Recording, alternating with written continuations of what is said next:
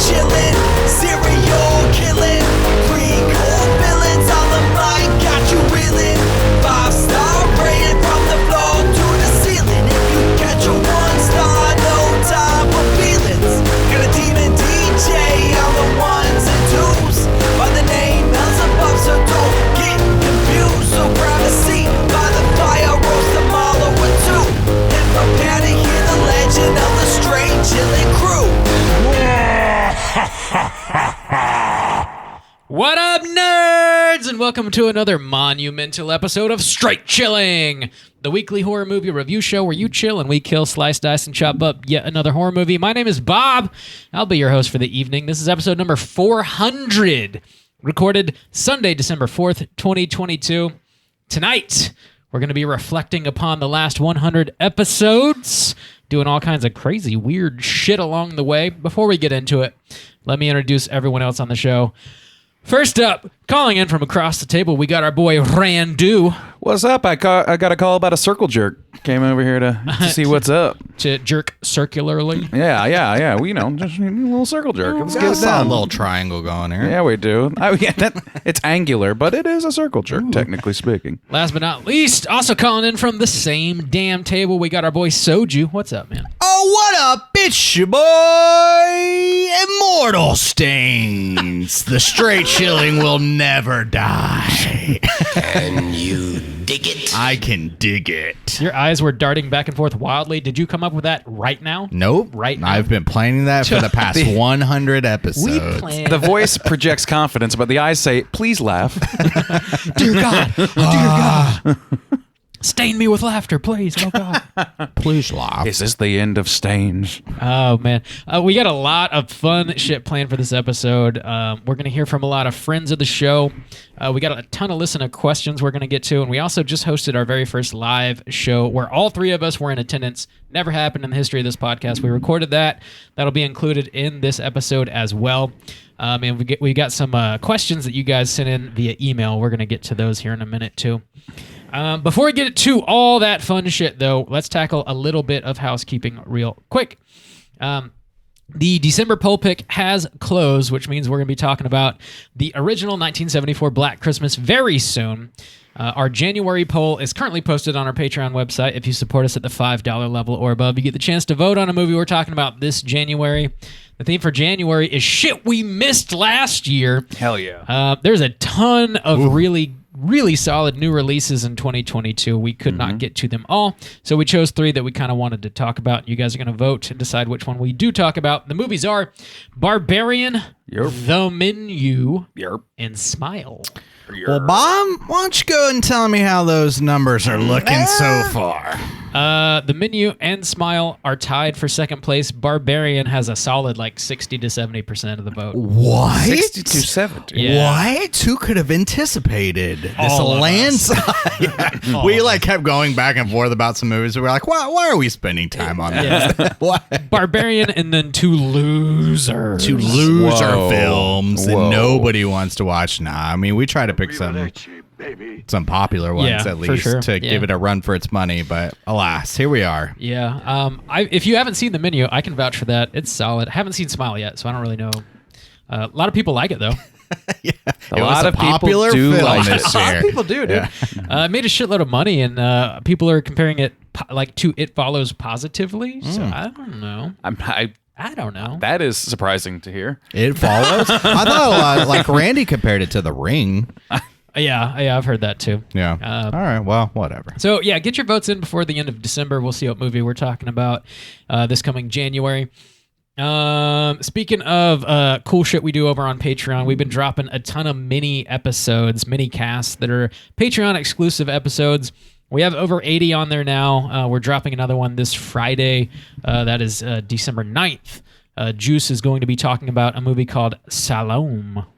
Yes, this is a horror film from Nepal. First Nepalese horror film I've ever seen.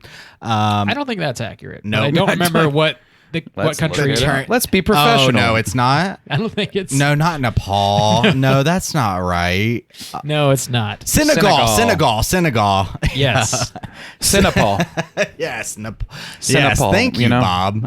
Anyways, it was solid. It's on Shudder right now, and it is a foreign language film, so you do need to read a scotch. But it's kind of like an action horror film, and it's got a lot of folklore baked into it as well. Yeah. So it's a pretty interesting blend. But I enjoyed it quite a bit. Not from Nepal. No, it's pretty dope actually. It's for Shudder content. It's pretty different. It's very action heavy, but it's definitely got a lot of spooky vibes. It's a cool like genre blend. It works pretty well. I recommend it. Check it out. If you want to hear Justin's thoughts on it, that episode's dropping this Friday, December 9th. Keep your eyes peeled for that. We also have not one, but two brand new Patreon subscribers. Oh, shit. We got to give mad shouts outs too. Big thanks to Brandon G and Drew M for showing us some love on Patreon. Every dollar you guys contribute goes right back into the show. It means a lot to us, and as is tradition around these parts, we owe you both the straight chilling salute. These goes out to Brandon and Drew. Here we go. Slap my ass. Ooh, one more time.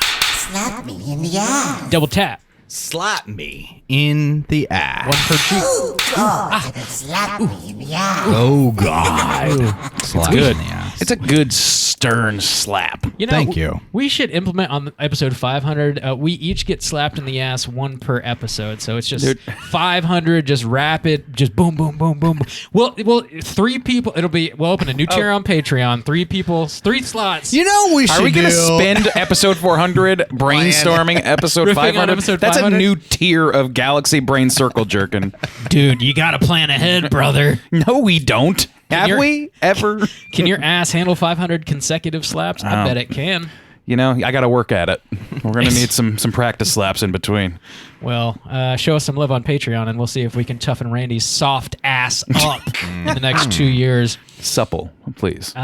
Speaking of cool shit we're doing on Patreon, we are reopening the You Pick the Flick tier. My God. Yes. And for 2023, the price is going up. $300 a pick now. No, it's the same. It's staying the same. So we're reopening the You Pick the Flick on Sunday, December 18th at an undisclosed time. If you are a newer listener, this is the only way you can outright pick a movie for us to review on the show. It's very limited. There's only 5 slots per quarter, so this is going to go towards the first quarter of 2023. And they typically go very quickly, That's so true. you'll have to refresh our Patreon website throughout the day to see whenever that tier does go live, and hopefully you'll be able to grab one of those 5 Just slots. means I've more shit I gotta do now. More shit I got to do. Now, also, I want to clarify, even though it's opening December 23rd, you said? 18th. 18th. The 18th. 18th, Sunday. December December 18th. 18, 23, 4, 7. December 18th. People who picked last year can now pick. So Yep. Miles, Heidelberg. Yeah.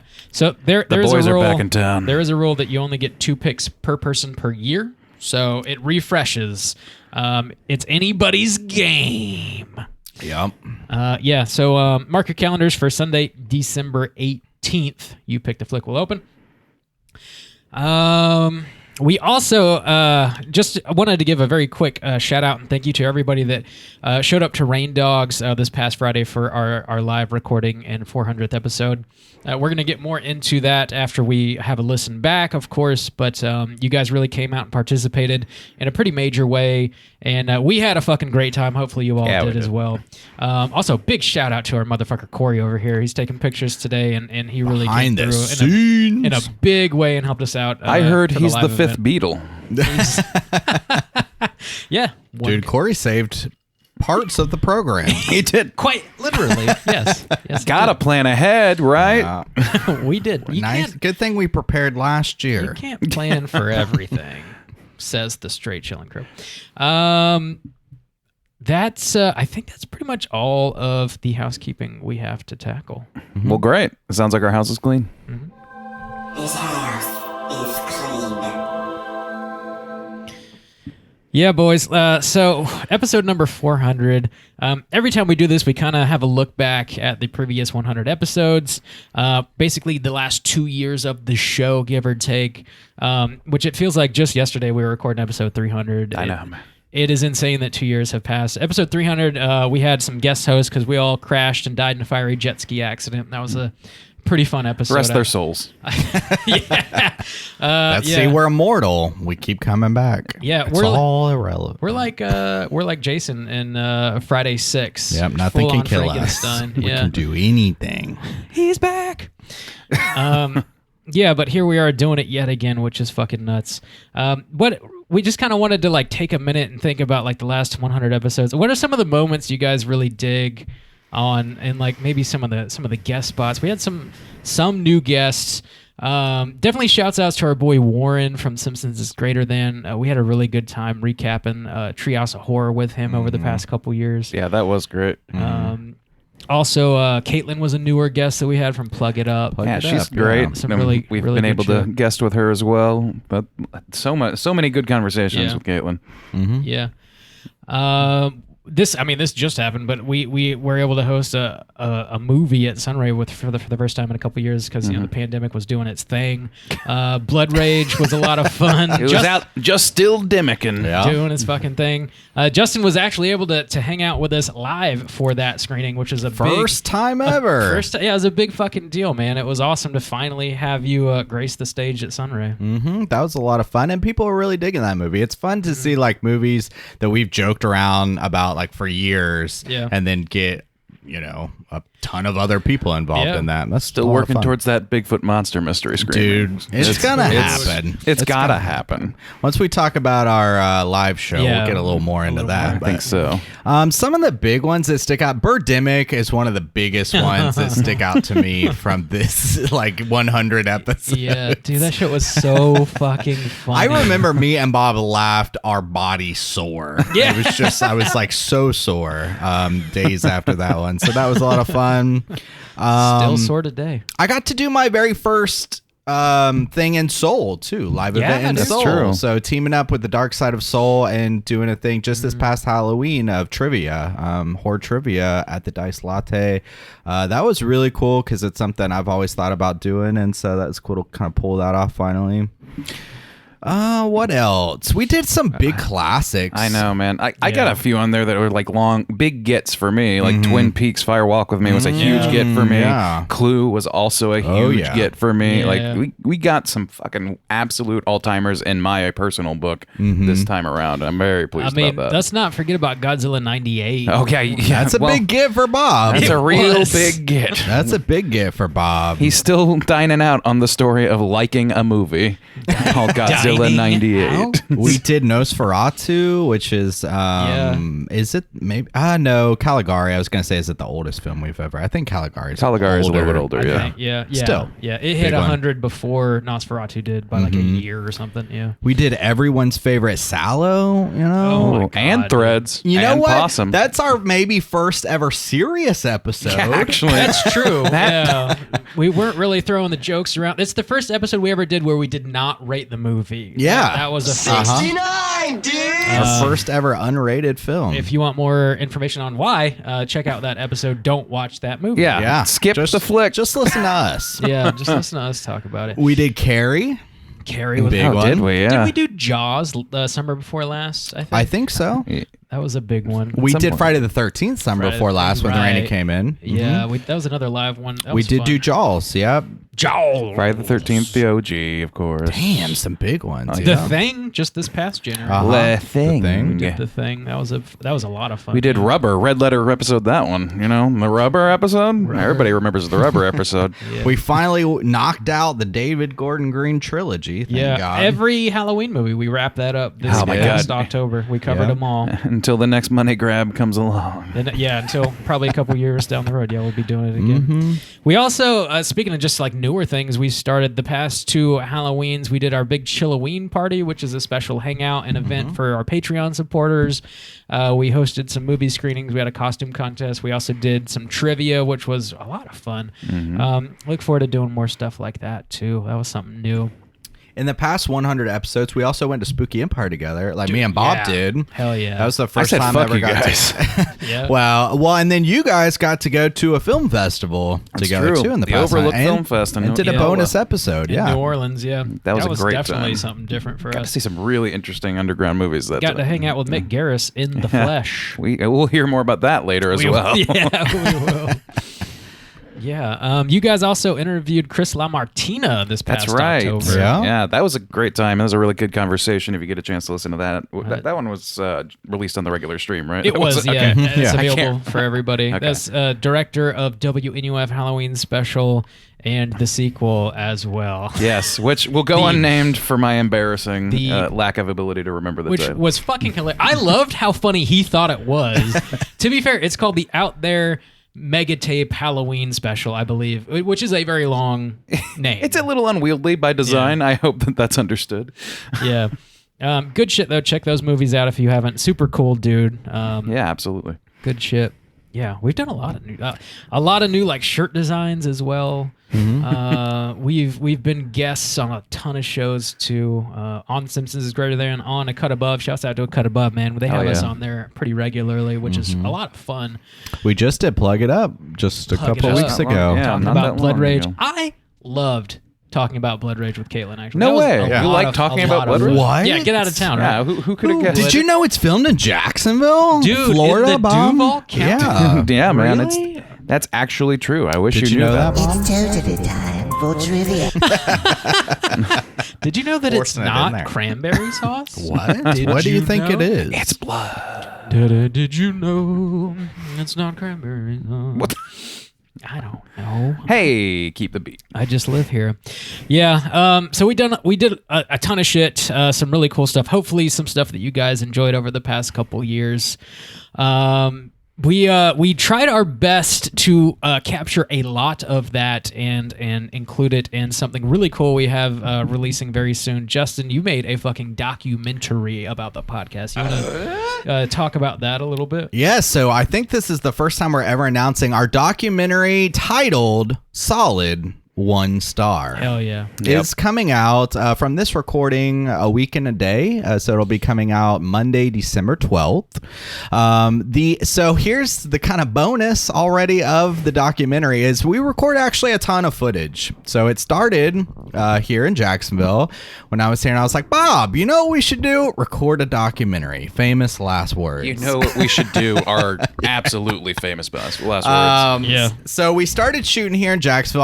I wanted to knock all of Bob's stuff out before I went back to Korea and just see how it kind of turned out. I also did some Mikey stuff as well.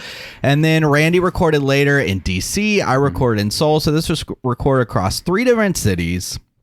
And we ended up with so much footage that the main documentary is going to be just under an hour. It's about 50 minutes. We just really couldn't bear to lose any of our own voices talking about us. I mean, Yes. who would not want to hear us talk at length about ourselves? Yeah. Welcome Do to it episode well. 400. Well, I think like approximately there's around, I would say, another 30 to 40 minutes worth of footage that I'm just going to be releasing throughout the year of 2023 as their own kind of separate bonus material. But yeah, the documentary itself is 50 minutes and it's mostly us talking about the history of the podcast. And what a rich, storied history it is. Dude, 8 years worth at least. Ooh, Yeah, oh, Lord. you had some footage on there because we've seen it amongst ourselves now, and there was some stuff on there that I didn't know you recorded or had completely forgotten shit from like years ago. I couldn't believe that you held on to. Dude. He's got a dossier. Got the vault. Dude, it's true. I'm sure most people listening are unaware, but like Justin like collects pictures like you wouldn't believe. Like he has, how many like terabytes full of like video footage and photographs like do you have? About 10. That is 10 terabytes? a lot. I have the 10 terabytes worth of hard drives that I carry with Okay. me back and forth that store all my stuff. How many Sea-Doos could you have bought with all that time? That's a lot of terabytes. Not one. Hard drives aren't that expensive. Remains to be seen. Yeah, there was a lot of really cool old pictures of all of us together, pictures of Jack and Ross and Brad and Drew, all the old hosts, Cesar, Just recording back in the day when we first started all together, and then of course some footage when we were all apart, and then special events, live events. Yeah, there's some good shit on there. Just you really like covered it all in a way that I was kind of blown away you were able to be honest. Well, it was cool too because I recorded you, so Randy had no idea what you talked about. Yes, True. yeah. And then Randy recorded on his own, but I've been editing it. So Yeah. Randy, like, you had no idea what Randy talked about, and Right. then neither of you had any idea like what I talked about. It was nice and siloed. It was good. Yeah, so I think it was fun enough. I was really the only one to see all of it together, and even I couldn't even anticipate, what was going to be put until it was all put together. Yeah. And so that was a lot of fun. And I did record a lot of Mikey too, but because there was so much footage, I'm just going to give Let's Get Physical Media their own like separate little Tight. mini doc. Yeah, Awesome. so Little that featurette. will be coming. Bonus features Whoa. because who do you think we are? Okay. Hey, well, this is not the podcast that edits. I think that's clear. That's true. Yeah. I thought I won't spoil this, but as I was watching it for the first time, hearing Randy describe how he sees himself in the podcast fucking cracked me up. And you've never described any of this to me before. So like, as I was watching it, I was like, oh my God, it all makes sense. I had to blow up my spot because we had to talk about ourselves more. Yeah. Dude, Randy steals the show, I gotta say. I loved editing Randy's footage. So much fun. I love deleting everything Randy said. Yes. This will be lost to history, and so shall this. I fucking loved it. No. Drunk with power. So keep your eyes peeled. That's going to be hitting our YouTube page, right, Juice? Yeah, that's going to be on youtube.com/Straight Chilling Podcast on December 12th, Monday. Awesome. Monday, December 12th, solid 1-star Straight Chilling documentary. Get the juice now. If you guys check it out, let us know what you think. We love hearing from you. Did you love it? Did you hate it? Is there anything you think we left out that we should have talked about? That's entirely possible. Yeah. Let us know your thoughts. Did you learn something? Did Comment what you learned below. Oh, God. How much did you enjoy the stripping sequence? Ah, yes. The hog The burlesque jog scene. sequence. Did you like that? Did you love that? So check that out, guys. Also, let's talk about our live show. So we just did this past Friday. That's true. In Jacksonville, we rented out the back room at a bar called Rain Dogs. And we did this earlier this year. This was another thing we did for the first time this year. It was really just like a general a meetup, like a horror nerd hangout. We did that this spring. It was in April at Rain Dogs. We had a really good turnout, and it was just a place for like horror nerds to talk shop, so to speak. New friends, old friends all came together, and it was a lot of fun. So we wanted to do something like that again, and it just worked out that Randy and Justin were going to be in town the week of our 400th episode. So we were like, "Fuck, let's do a live recording at Rain Dogs." Yeah, accidentally worked out. It did literally, serendipity for sure. So we rented out the room again at Rain Dogs, and they have a stage back there. We set up a table, and our boy Corey showed up with the lighting and made us look good and took some pictures. Sweet Alice made us some lovely cookies. Yeah. Dude, And and some sweaters. baller fashion. Yes, exactly. Pieces. And incredible recreations of a world famous article of clothing. World famous.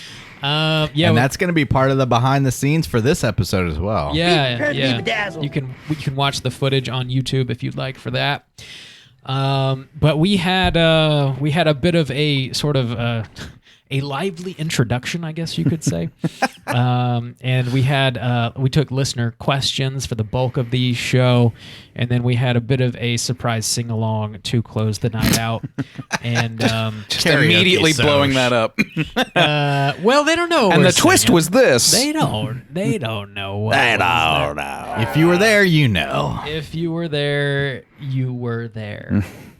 We had a great turnout. Hopefully everybody enjoyed themselves. Like I said, we recorded that, and we're going to be playing that for you right now. Let's roll. calling all children. Please put your hands together as we welcome our next dancers to the stage for their 400th spin around the pole. With great pleasure, I present the Straight Chillin' Crew.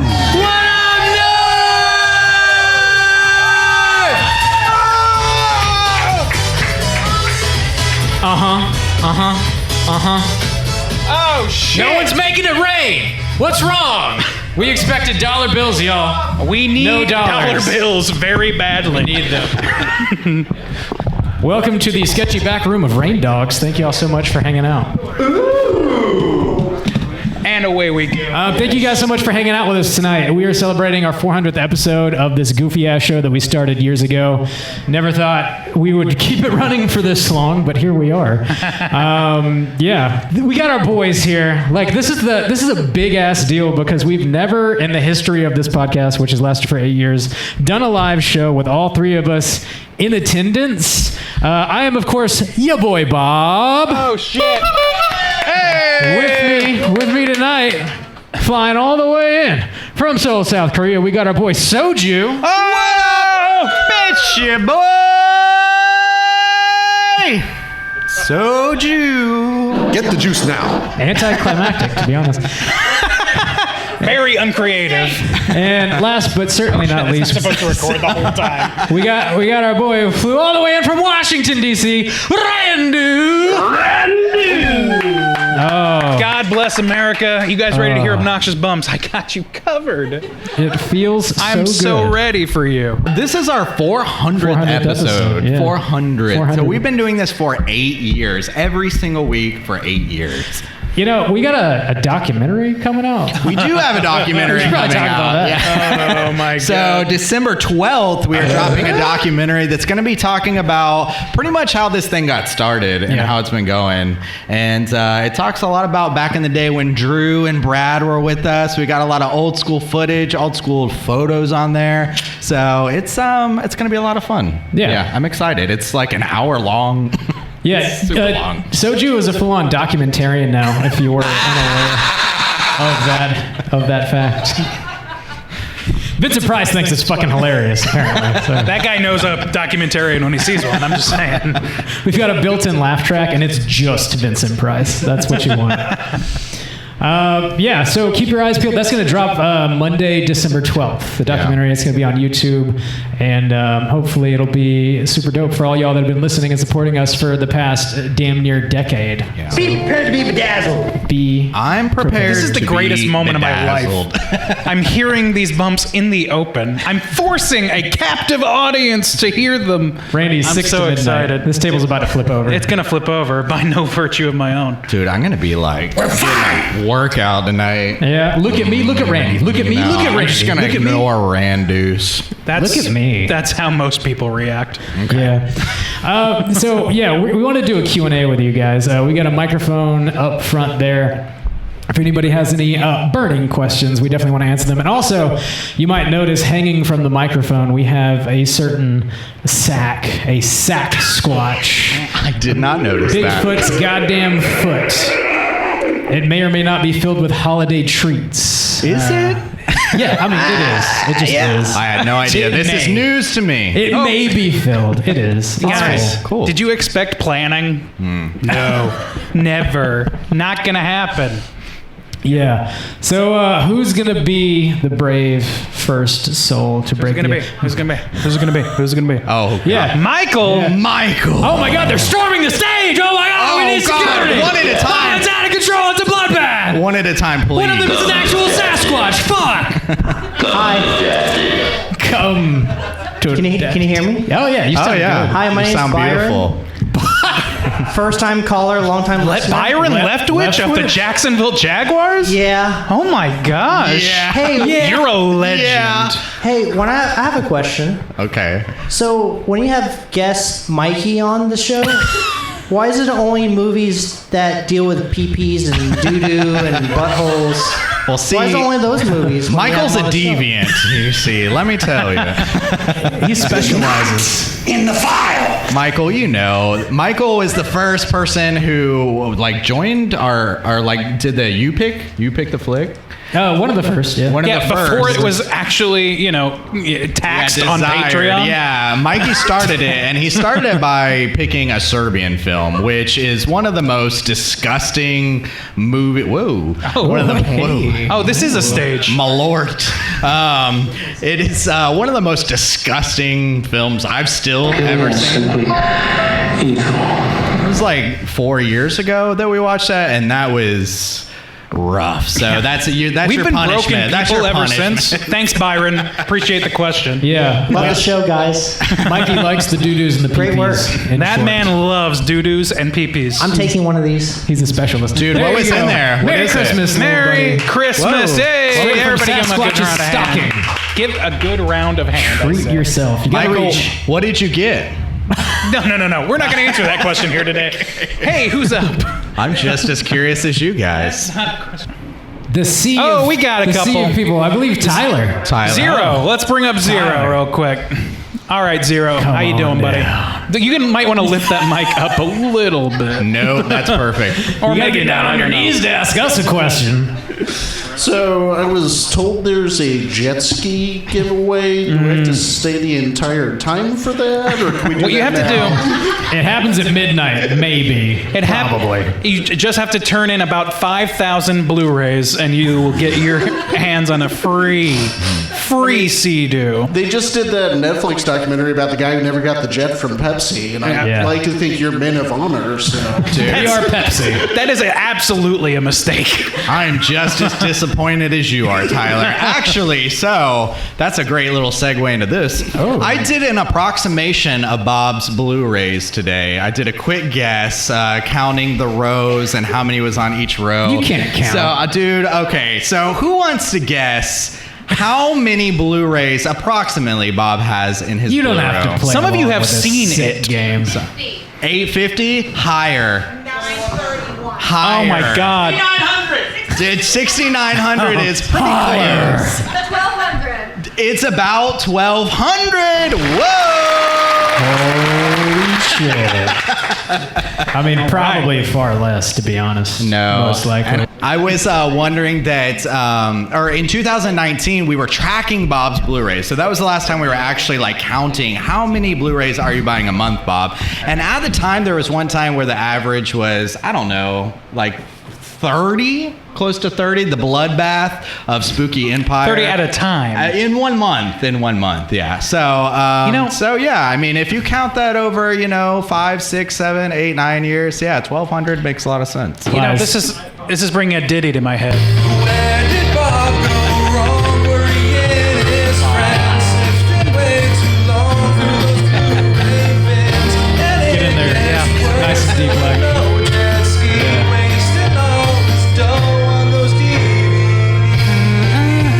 Bob, we know you've been wasting all your dough on those DVDs. Luckily, you still have your own podcast now. Let's Get Physical Media. I still have He had to outsource the Well, pain. I'm just saying that keeps track of it for us. So Thanks if we for- ever wanted to go back and track it again, we have hard evidence now. Really.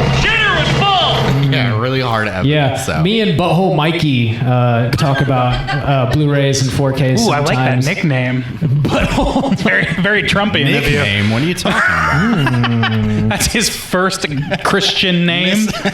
Butthole? I don't think that's fair. So yeah. Lies, Anyways, slander. I don't Bob, believe you have a lot of blues. That's okay though. Any lack of jet ski though can be blamed on Bob. Yeah, free jet ski rides after the show. Hang out. sure. Don't ask what that actually means. Do not. It's not a mustache ride. It's a jet ski. It's a jet ski ride. Wow, Bob. It's innocent. It's 2022, Bob. Come on. What the fuck? Okay. Not the So crowd sorry, pleaser of a Tyler. bump I thought it would be. I do apologize on behalf of Bob and this podcast for the lack of jet ski. I'm sorry. I don't. I am sorry. I know. There's a. Go ahead, Bob. Get a friend with a jet ski. That's what you got to do. What? Get a friend who owns a jet ski. Dude, you could have like a fleet of jet skis at this point. I think. You know how it's. We could have one apiece. We could have like a squad of jet skis. We could be a jet ski gang. Are you done? We could be Is that what- terrorizing I'm the St. finished. John's. Is that what you want? I'm finished. We can let Nate ask his question. We can jet ski to South Korea together. Yeah. Nasty Nate. Nasty Nate is being South forced Korea. That's my boy. against his That's will my to boy. come up. Nasty. Hey. Hey, Nasty Nate. I'm actually a surrogate question asker. Oh, okay. Who's this from? Who are you then? asking This on one's- behalf of? All the way from Canada. Whoa. Brandon, a.k.a. I Be Stroking. Oh, shit. Oh, yeah. He does be stroking. I be stroking. He's always stroking, It's baby. true.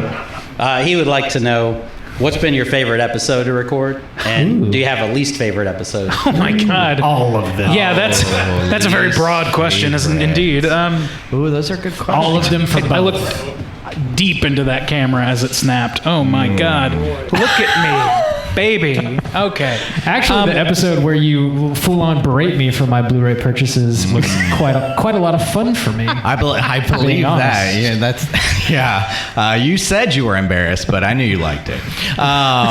So that one was good. That one was our top 10 of 2019, I think, where we count down Bob's Blues purchases. That was a good year. That's the year we did Halloween Resurrection. Was a really good one that year. Vampire's Kiss. Was Oh, that was really a good one. that I think year. that was a Hydraberg pick. Shout out.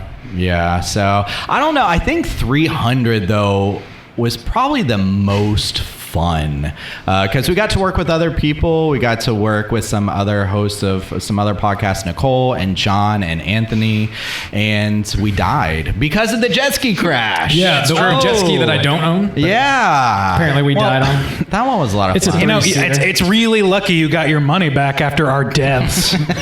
You know, they really had to work to cover that one up. Yeah, It was custom built 3-seater. I think that was a lot of fun to work on. I don't know if it was. I think we've laughed the hardest on like Halloween Resurrection or That's true. maybe Red Stag Randy's episode, the Halloween extravaganza of I wouldn't know. 2019. I think. Yeah, those are probably my favorites. Randy is no longer here. Only Red Stag. At a certain point, you just become all Red Stag. When you drink Yeah. as much as you did, yes, that is correct. That's fair. That's fair.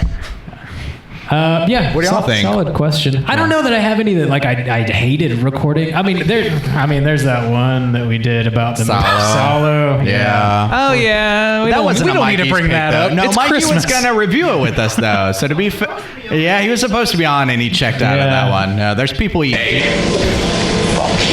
No, it wasn't Mikey's pick. It wasn't Mikey's. No. But I know. I'm having fun. there's people eating doo-doo in that movie. Yeah, That he's is our true. doo-doo expert, but There's a lot of eating of doo-doo in that movie. too much. Yeah, that's probably too much. probably the doo-doo, least so favorite. that's probably my least favorite too. Solo. Don't ever watch Solo in case Yeah. you're Yeah, wanting to. that's an absolutely fair Don't recommendation. do it. Yeah. All right. Yeah. Randy, what was your favorite episode? My favorite episode is the most recent one, as always, because they immediately leave my skull What did we after talk that. about? What was the movie we talked Yeah, about? I don't know. What did we talk about 2 days ago? What was it? But you loved Alien versus Predator. It's the great. best It's the best. conversation we've ever had. Until next week. Very deep and intellectual. This conversation is what we're having for next week. No. Whatever next week's gonna I be. don't know what we're covering next week. I don't know. I just live here. You're the only one. Yeah. What was Yeah. your favorite, Bob? I don't know. I had a lot. I always like talking about Halloween. I think the Halloween 4, 5, and 6 triple feature show that we did was a lot of fun. You like 4, 5, and 6 more than 1, 2. And The conversation? Or Yeah, the I think it's because it's like a very and a full-on trilogy within itself. I dug that. Got nerdy with it. Check I don't that remember out. any special The memories from that. Thorn trilogy. Just the movies themselves damn. are good. Yeah. Yeah. Jason X recently was a lot of fun. It was a lot that of fun to recently? talk about. What has happened? It was in the summertime.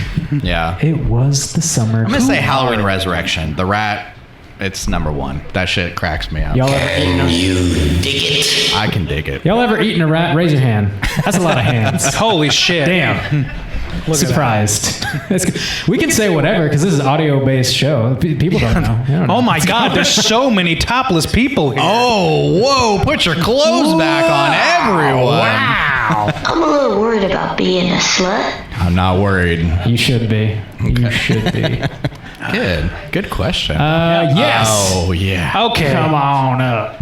This is a surely... Ma'am, please, your clothes, put them on. This is surely a horror-specific question. Let's Definitely. go. And it's a question for each of you. Okay, so we'll start with Justin. Justin, you are a world traveler. What's the spookiest place you've ever been? Ooh. The spookiest place I've ever been. I don't know. I still think the spookiest place I've ever been is still in Jacksonville, which was Randy's bedroom. Yeah, actually, Bob's Blue Room. Oh God, the horse. Oh God. When we went to school we wanted to do a project for Bob in college. He was a photo major, and we went there, and it was like super spooky. There was like a blacked out basement and hobos, needles everywhere and like burns through it. But it was like legit spooky. Somebody should shoot a horror movie at School 4 in Jacksonville, Florida. It's very condemned. That building kept the UNF photo department in fucking business. Everybody was breaking in every night. It's just UNF photo kids live there. Yeah. Excellent. Okay, so Rob, you like spooky cocktails. Oh, they're not the same question. No, I told you they're all going to be different. Okay. Rob likes spooky cocktails. What's your favorite spooky cocktail? Ooh, that is a good. The Zombie. It's a classic. It's delicious. I recommend it if you haven't had one. Would you consider a hurricane a spooky cocktail? It can kill you. A real hurricane. I guess the drink could too. It's an act of God. It's the Let's get an insurance agent up here to confirm or deny of the cocktail world. Yeah, it's a Bill Paxton style cocktail. The hurricane force winds into your cocktail cup at 90 miles an hour. Sure. Yep. Awesome. Category Okay. 5. And so, Randy, approximately 16 years ago, you pushed me out of a chair. Yes. Yes, I did. At Bob's high school graduation party. I'd come in years after. Do you still feel bad? In years after, I've long since learned to become very comfortable with the fact that I've done this and actually to endorse it, generally. I support my own assault of you as a child. Throw your friends out of chairs, people. You've never lived. You know what? Some people earned it. Some people earned it. It's why we asked him to be on this podcast. That moment is we talk this about guy it knows all the time behind the scenes. Okay, thank you. Yeah. Hey, everybody get Yay! Thank you for your question. Yes. Great. I do have another question. Oh, okay. Okay, great. Put your clothes back on, please. Oh, fine. But it's Friday night. Okay, so my next question is, Justin likes to take photos. Nerd. That's not a question. I know, there's a follow-up. Okay, great. What is the spookiest thing you've caught unintentionally on camera? Randy's bedroom. Bob's spread eagle. It was accidental, but I still caught it. Never accidental. Bob, oh God, I do it with great intention. I don't think I've ever caught any cool spooky things on camera. You haven't caught any cool drops of water on the lens? I don't think so. Maybe it's because everything's so like an digital orb now. in the background or something? I don't think so. All right, well, can you work on that for us? Yeah, I'll work on it. I'll scroll through. You I'll ever- scroll through 10,000 photos to check. A skunk ape? Florida skunk ape? Oh shit, what is that? What is that? Skunk ape? What is that? So- It's in Rain Dogs. What is this Sasquatch doing here? Sasquatch. Excuse me. Bob, approximately 13 years ago, you accosted a bunch of my friends at a St. Patrick's Day party with this question. 50-50. 50% men, 50% women. Naked party in the woods. Would you go? How would you respond today? Yeah. Oh, yeah! As long as the Sasquatch is there. This may surprise you, but that question still comes up often, actually. It's really a shame that you don't see gender as a spectrum, Bob. I'm sorry to hear that on record. People change, Randy. People change. Good question. Naked party in the woods out back after the show. There's going to be sea-doos and a Sasquatch. It's going to be 50% people and 50% other people. 100% naked. Also, that's perfect that you asked that question because this has to go on our episode. We're not editing any of this out, so we get all Bob's you know, deep secrets out there. Speaking to the editor. We won't edit right, Bob. I've got the video. If I had a dick, this is where I'd tell you to suck it. Let's get some further questions if there are any. There we go. Welcome. Hi. Hey. Byron's wife. Oh, Miss Leftwich. Byron, nice job.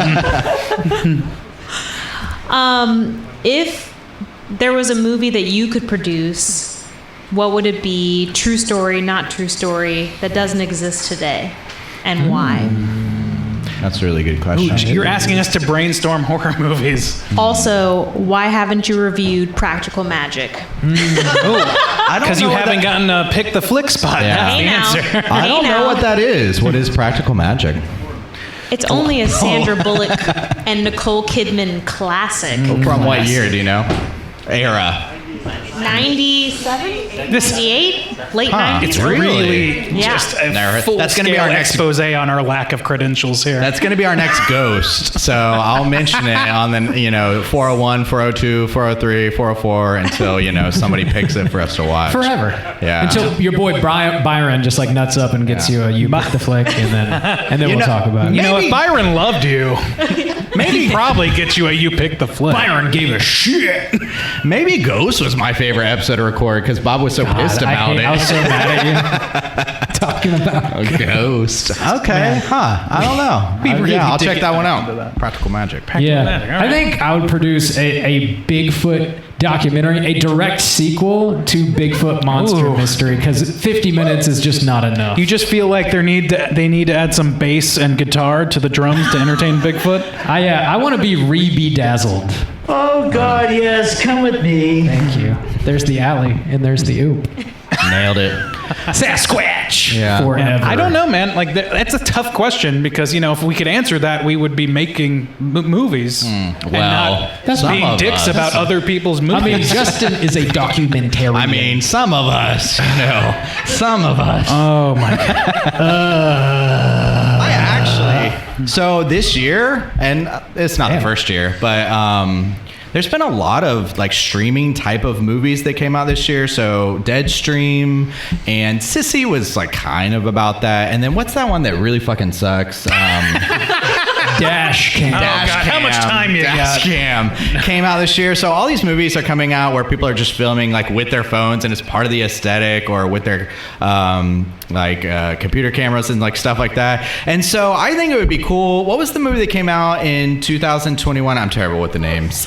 Host. Nailed it. Host. Jacqueline, host of A Cut Above. Yeah. So I think it would be cool to do a movie like that with the Straight Chillin' Crew, because that was filmed like almost entirely on Zoom, and that's how we communicate. And if we could somehow coordinate with some people in like Seoul and DC and Jacksonville to help put that together, that would be really fun. I think that would be cool. Surprise! You're all going to be in episode this 690. Nobody's leaving this room ever This is a horror movie. Yeah, I think that would be a lot of fun. Yeah. Cool. I don't have an answer. I would make a movie that just is good. That would be my choice. This is shit. Instead of making a movie that sucks, I would choose to make a movie that is good. That's my choice. Approach to filmmaking. I don't know why people don't make that decision more often. Why don't you make this one good? It sucked, and you shouldn't have made it suck. David Gordon Green. The choice to make a movie sucks. I mean, I respect art, but please. Yeah. I have a second question. Oh, okay. If that's kosher. Fire away. Yeah. Why do horror movies have so much genitalia? Ooh. Why don't they have more? Is the question we would respond. Talking yabos? You gotta stand there and let us answer. In general. Well, the exploitation films, the Yabos, would definitely sell the tickets back in the day for sure. In Bob's collection today, I noted a film, I don't remember what it was called, that had Yabos on the cover. What was that? Don't Open Till Christmas. Okay. Vinegar Syndrome coming movie. through in the clutch with genitalia, or not. I guess that isn't. Getting in the holiday spirit. Yeah. Is that allowed? No, art is not allowed, Bob. Come on. Okay. What are we talking about? What was the movie? Was it Basket Case where the guys just run down the streets of New York naked? Oh, yeah. The famous Just a flop hog jog. The famous Everybody hog jog. knows the hog jog. The hog. Yeah. Why do you think they put that in the movie? That's probably not selling tickets. The Yabos are definitely for the ticket. I mean, I don't know. Yeah, Speak that's for fair. yourself. Yeah, that's a time-honored question, and our answer. The answer to that question is that people come because there are tits. But what, I don't think I can put it more succinctly than that. Whoa. No, it doesn't. I don't know. I don't know why they did the hog jar. Yeah, it's a good question. And we go straight to like the one dick that we know that's in a movie. Yeah, maybe they wanted full representation. Now we can talk I've about seen X. Hellraiser. Okay. I know there were more than that. Yeah. I don't know. Why do y'all watch the movies with the boobies and the dicks? I'm Because it's funny. You know what? That is absolutely Byron valid. over there loves laughing. We're gonna get done, dude! X had like a dong silhouette. Yeah. Yeah. That's true. Your boy Kid But that was Cudi. part of the story. That was part of the story. The silhouette is part of the story. Oh yeah. Yes. It's a character, so I don't know. That dick is a character. Well, yeah. Full blown. Guys, I just want to like appreciate that we're on stage with these explicit purpose of talking about dicks. Yeah. That is every this is the episode. American dream. We made as far as it I'm straight concerned. to the top. This is the top. Straight to the top. This is the 400. top, man. This is where we're at. Just where we're the at. tip, though. Thank you, Corey. We've really matured over the years. What else y'all want to know about dicks? Anything? Straight to the mic! Oh, they're starting this engine! Oh my god! It's calamity. Good. Good. That's real good. You can bring up Brad or somebody. Yeah. Oh, we got one more. We got another we got question. two more. here we go. Okay. Oh, look at this. Stately gentleman, watch your head. Yes, sir. This is brick house of a man bringing up to the mic. Hi, I'm Byron's husband. Byron gets around. You know, it's very, very progressive. Hello, Mr. Leftwich. So I heard through the grapevine that you guys met Mick Garris at one point, and I'm just curious. One, is he any good at trivia? But also, what other writer or director would each of the three of you most like to meet? It's a good question. It's a great question from a very specific person. Mick Garris, I think he's good at trivia, but also I don't know this for a fact because he wasn't on my team. I heard maybe he's a cheater.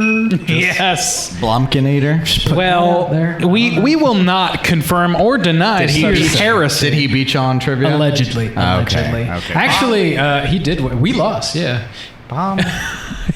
We don't know shit. Yeah, we lost horribly. Shame on anyway, you. Unless we played it's trivia dick-related. adjacent to Mick Garris one time, and one of our cohort, who was extraordinarily drunk, sat down with the man. I was not here. And chose to engage him in such thought-provoking questions as, "What do you think Hocus Pocus 2 is going to be like?"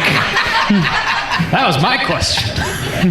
I think it was passed along, wasn't it? I don't know. Questions of that nature. It was very amusing from the sidelines. Yeah. And the answer was, you can't catch lightning in a bottle more than once. Wise words from a wise man. We're going to have to trim this bit. No, it's fine. We love Mick. We love Mick, and Mick loves one of us when we're drunk. Another director, another writer. John Carpenter would be pretty dope. He's getting up there in age, so there's a time limit, unfortunately. And also, there's a tolerance limit on his end. He's not going to put up with bullshit. It's true. Yeah. Hey, is the next Halloween gonna be any good, John? Hey, John, what do you think of the Halloween franchise? How many curse words do you know? It's the same question. The original's overrated, am I right? Yeah. The originals. What you got? You got Nate? Who would you like to? No, meet? go ahead. Oh, I mean, I'm just going to talk about John Carpenter more. Is Just that keep cool? talking on. Yeah. He smokes a lot of weed apparently, and loves basketball and plays video games. He He's a seems good like man. he's living his best motherfucking life. He's living my best motherfucking life. What does he smoke? Is it Girl Scout cookies? Probably. How do you pronounce How that? do you? Julia DeCornow is the Thank name you. that you want to say. Thank you. I would love. Rigatoni? Yeah, I would love to speak with her, interview her, hang out with her. Who? With her? Julia. Who? Julia. Julia Gulia? Julia Miss Gulia. Yeah. Yeah. No. Yeah. Bob, one more Gulia Louise Dreyfus. DeCornow. DeCornow. Thank you. Julia DeCornow. I'm bilingual. So she's a French director who makes like really fucked up movies, but that are really thought-provoking and interesting. And she seems really kick-ass. And yeah. That's a good answer. I would pick her. Yeah. I think I'd probably go with Del Toro. That guy seems like a fucking choice, hoot. yeah. He seems like nothing but fun and positivity. Yeah. And I'm sure that is partially PR, but I don't give a fuck. I think he's just a huge goober nerd. I love Dude, like yeah, how that's what you goober want. he is. He has yeah. his own tequila, so he fucks. If you're a film director and you aren't a nerd, you are a bad film director, is my opinion on that. How the fuck are you going to direct a good movie without being a dork about it? Come on. Sure. I don't know if he'd be a lot of fun, but I feel like he totally like fucks. Shouts outs to Cut Above. I feel like he's got some stories, but Robert Eggers just seems like this. He seems like he's getting around and he's got some stories. I'd rather talk to Julia. She made the movie about Julia who? Fucking cars. DeCornow. Oh, thank you. Cars are hot. Yeah. Yeah, she made a movie about fucking cars. Yeah. I mean, come on. Raise your hand if you ever fucked a car. Oh my God, everybody's hands. Oh my That's God. crazy. The hands are flying. Byron, please, you don't need both hands. Byron did a fucking cartwheel. Holy shit. Put that drive shaft away, Byron. Jesus. He's got an 8-ball at the end of it. And a 2-ball. There's 10 balls on the end of that thing. You gotta get that looked at, to be honest. To be honest with you. All right. All right. Do we have any further questions? Good question. Or should we fuck up? Oh. B-Rad. Oh, Pizza Man. Hello, gentlemen. Hello, gentleman. So, first off, I noticed you guys are looking pretty fashion forward tonight. Who are you wearing? And also, do you guys have a favorite cryptid that you enjoy? Ooh, baby. This is a man who knows how to elicit responses. Oh, this was planned. I think that our outfits today are designed by Mr. Franzoni and mimicked beautifully by Miss Alice. Probably Mr. Shouts outs to Franzoni's. Alice, who made us sweaters and is also getting us She's bars. more than happy to accept your money at the merch table. Yes. If I'm nice to her, do you think she'll make me a sweater as well? Awesome. It depends on how selling nice. these on the Straight Chilling store. How much can you lift? Not much.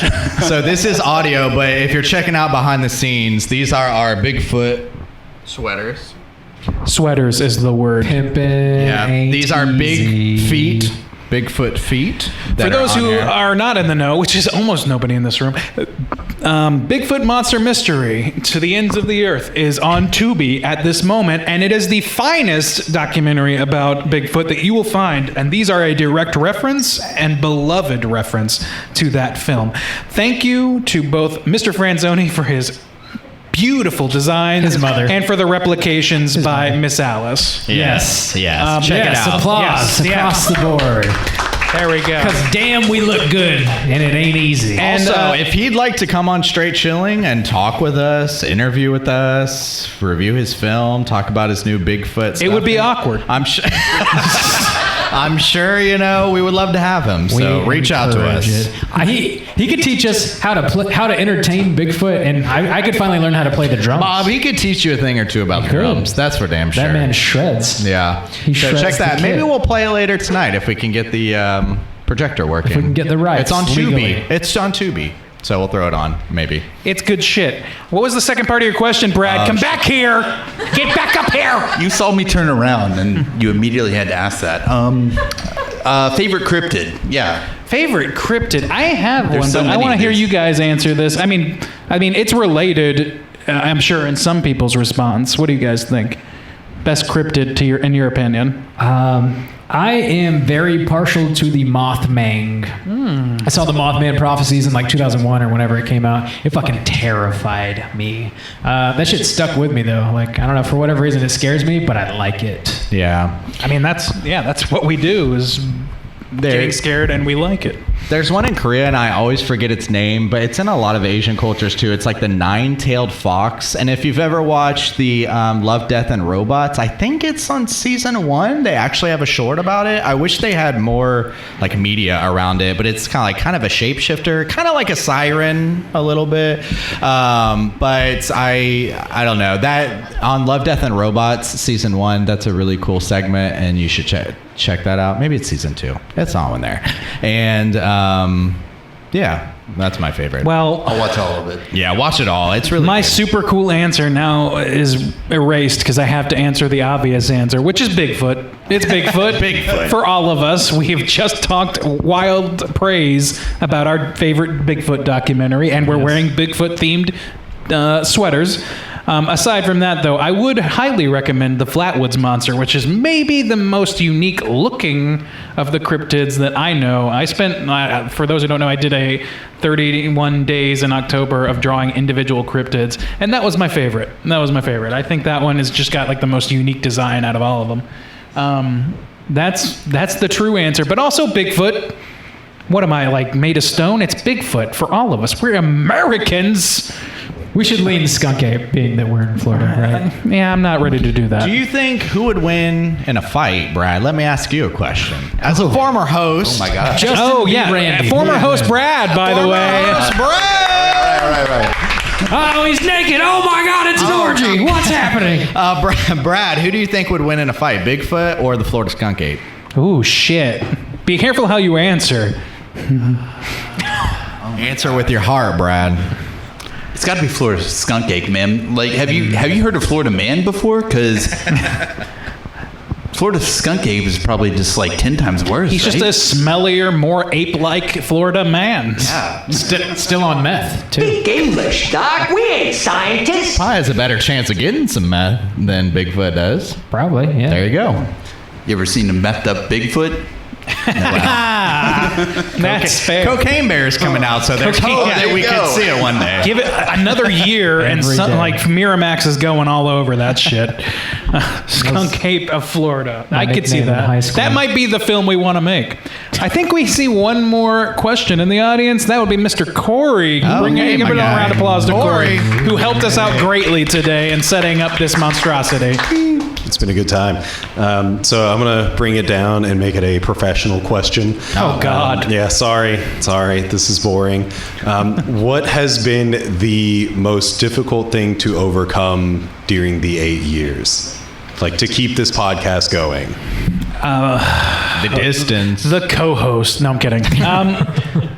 Yeah, the distance was tough. Like, we all went on to different parts of the world and country, and yeah, I mean, I don't want to speak for you, but that is definitely one of the big ones. Is like, time differences and just being able to find time in our lives. None of us are parents yet, and God help us when that happens. This shit may die in the fucking vine there. Nope. I'm gonna keep it going solo, just forever. Welcome to Straight Chillin'. God damn. Yep. Until I die. But thank you. Good question. I would say, so when I moved, it was just lucky enough. I was the first one to move, and I had a job that lined up where I could, like, their nights lined up with my mornings, which is when I didn't have to work. Like, lucky enough, I worked 1 to 9 instead of in the mornings. And that really helped us out because then Randy moved later, and we had already established a kind of way for us to keep the cast going without that, which I could have let it die because there were already 3 hosts. There was Rob and Cesar and Randy already. And so if we hadn't had that, Randy might have dropped off when he moved. But luckily we kind of pressed on and worked out all the problems with doing it through, what were we doing it through originally? Skype first. Skype. Yeah. And there was no behind the scenes. There was no backup recording. So one time we lost an episode and we had to use something else. We lost the gold that is us talking bullshit. Probably the best show we ever did. Yeah. Oh my God. Yeah. I mean, it would have been absolutely a career starter for all of us. And I've had to now take jobs. I've had to turn down jobs in Korea because they're like, oh, it's a normal 9 to 5 teaching job. I'm like, I can't because I gotta do the make podcast. Dick and fart jokes. I'm sorry. For people have to hear me pontificate about breasts. for hours. Yabos! I'm so sorry. I'm so sorry to the yabos in the room. So, there's a beer here. Yeah. It Whoa. manifested. There you go. I legit Welcome to the table. Is this? Yeah, Yeah, whoa. it's yours. You can drink that. Yeah, I mean, yeah. That's a big Whenever one. we just found ourselves in like 3 different time zones, it was very difficult to continue recording. But we found a way, as life tends to do. The truth is, like, it's easy to chat with your buddies. So, like, it was by virtue of that, and also by kind of like needing to lean on each other as we moved on to other parts of our lives, that we kind of forced it to happen. Whereas, like, if it had been a strictly business venture or something, we might not have done that. We might have just sort of been like, okay, this was fun. See you never, or whatever. But obviously, we give a shit. We're buddies from way back. We're friends with everybody in this room, pretty much. And so, you know, it just kind of worked out because we needed to maintain those contacts. So.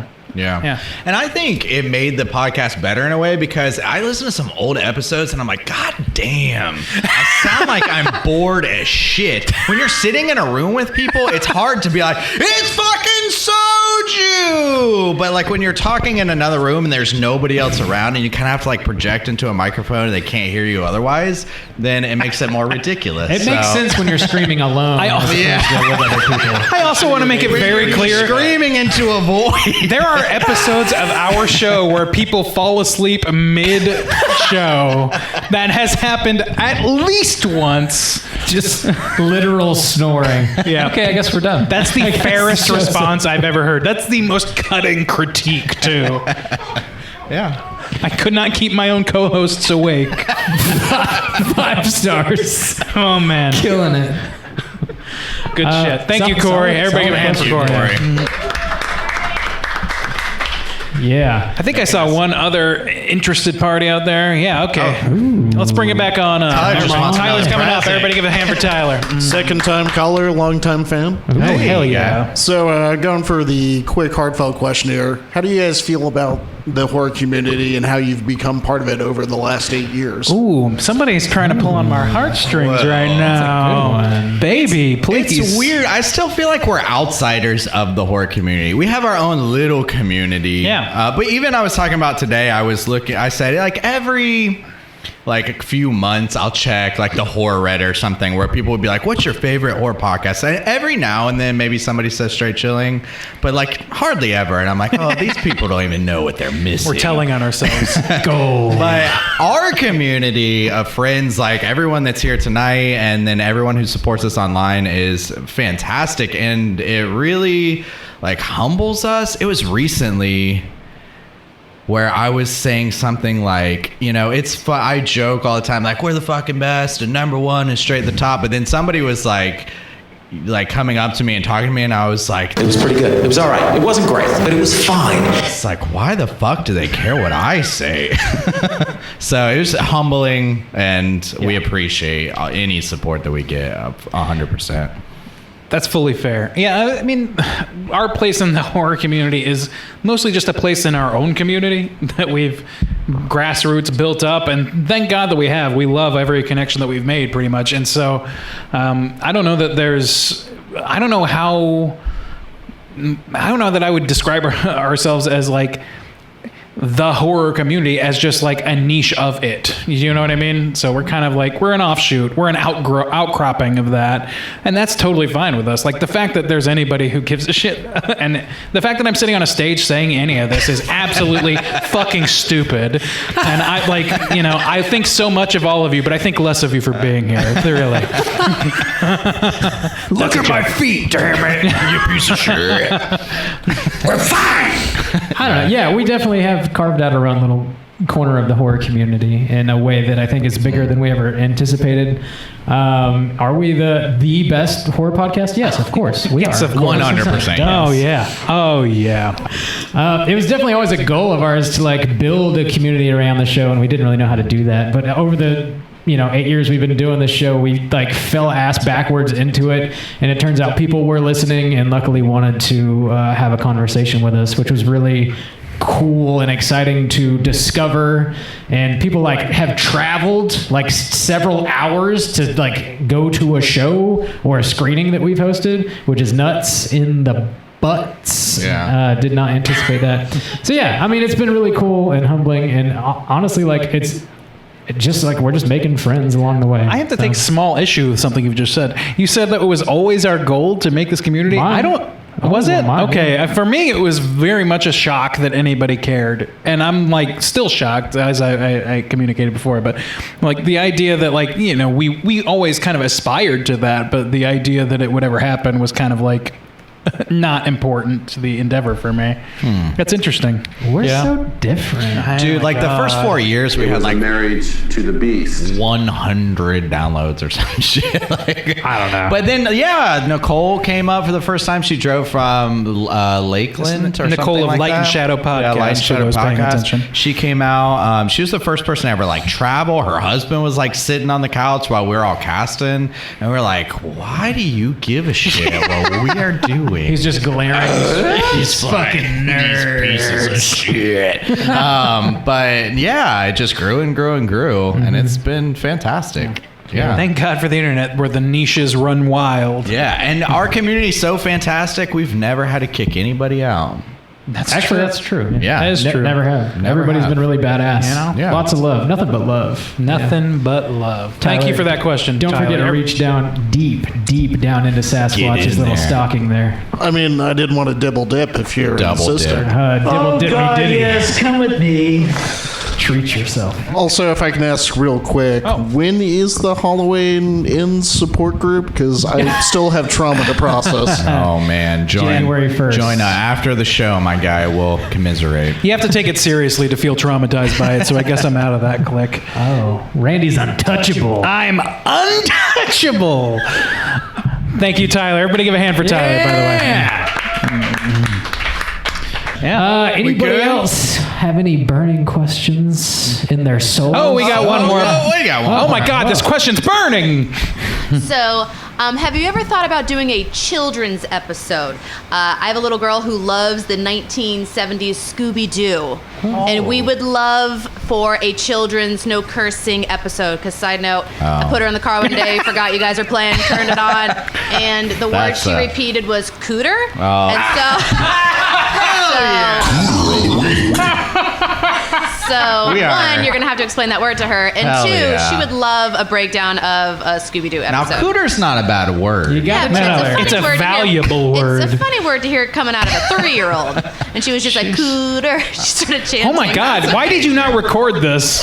I need bumps, Mackenzie, please. Next time. There are next 5 Okay. tenets of being a cooter. She needs to know this for her own good, for her own protection.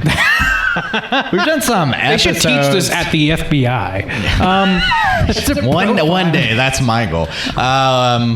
So we've done some children's episodes. Peanut Butter Solution. We got some children's films. We've reviewed children's films. Hocus Pocus. Children episodes? I don't fucking think so. Coraline. We just did Coraline. But yeah, we used to feature Over the on Garden somebody's Wall. podcast and they would not let us cuss, and that was really, really, really, I think really, really Nicole- difficult. yeah. Was it? And Nicole and There were people. Some people don't like filthy fucking mouths, and I don't understand them, but I respect them. Yeah, Horrorphoria was actually on the radio. Like, it was on a radio broadcast, so we could not Say there. dick, so. fuck, dick. Those are the cleanest. Good If say. you want to do a feature, check out Horrorphoria, and those are clean episodes. Yeah. Other than that, I don't You think can there's hear us ever... talk about Veronica cleanly. Veronica.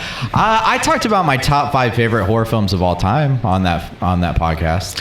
I would be happy to speak to your child about the glorious wonders that is the Scooby-Doo Horror. franchise. Yeah. I would Yeah. actively try not to curse, but I'm only one guy, so you know, the words are gonna flow out as they come, as is very evident. Scooby-Doo fucks. I just watched Scooby-Doo last year too. The first 2 seasons, like the original Scooby-Doo. It was good. Did you like it? On HBO Max. Yeah, it's so good. The only 16 episodes she'll watch on TV. It's wonderful. Oh, shit. Yeah, it was a lot of fun.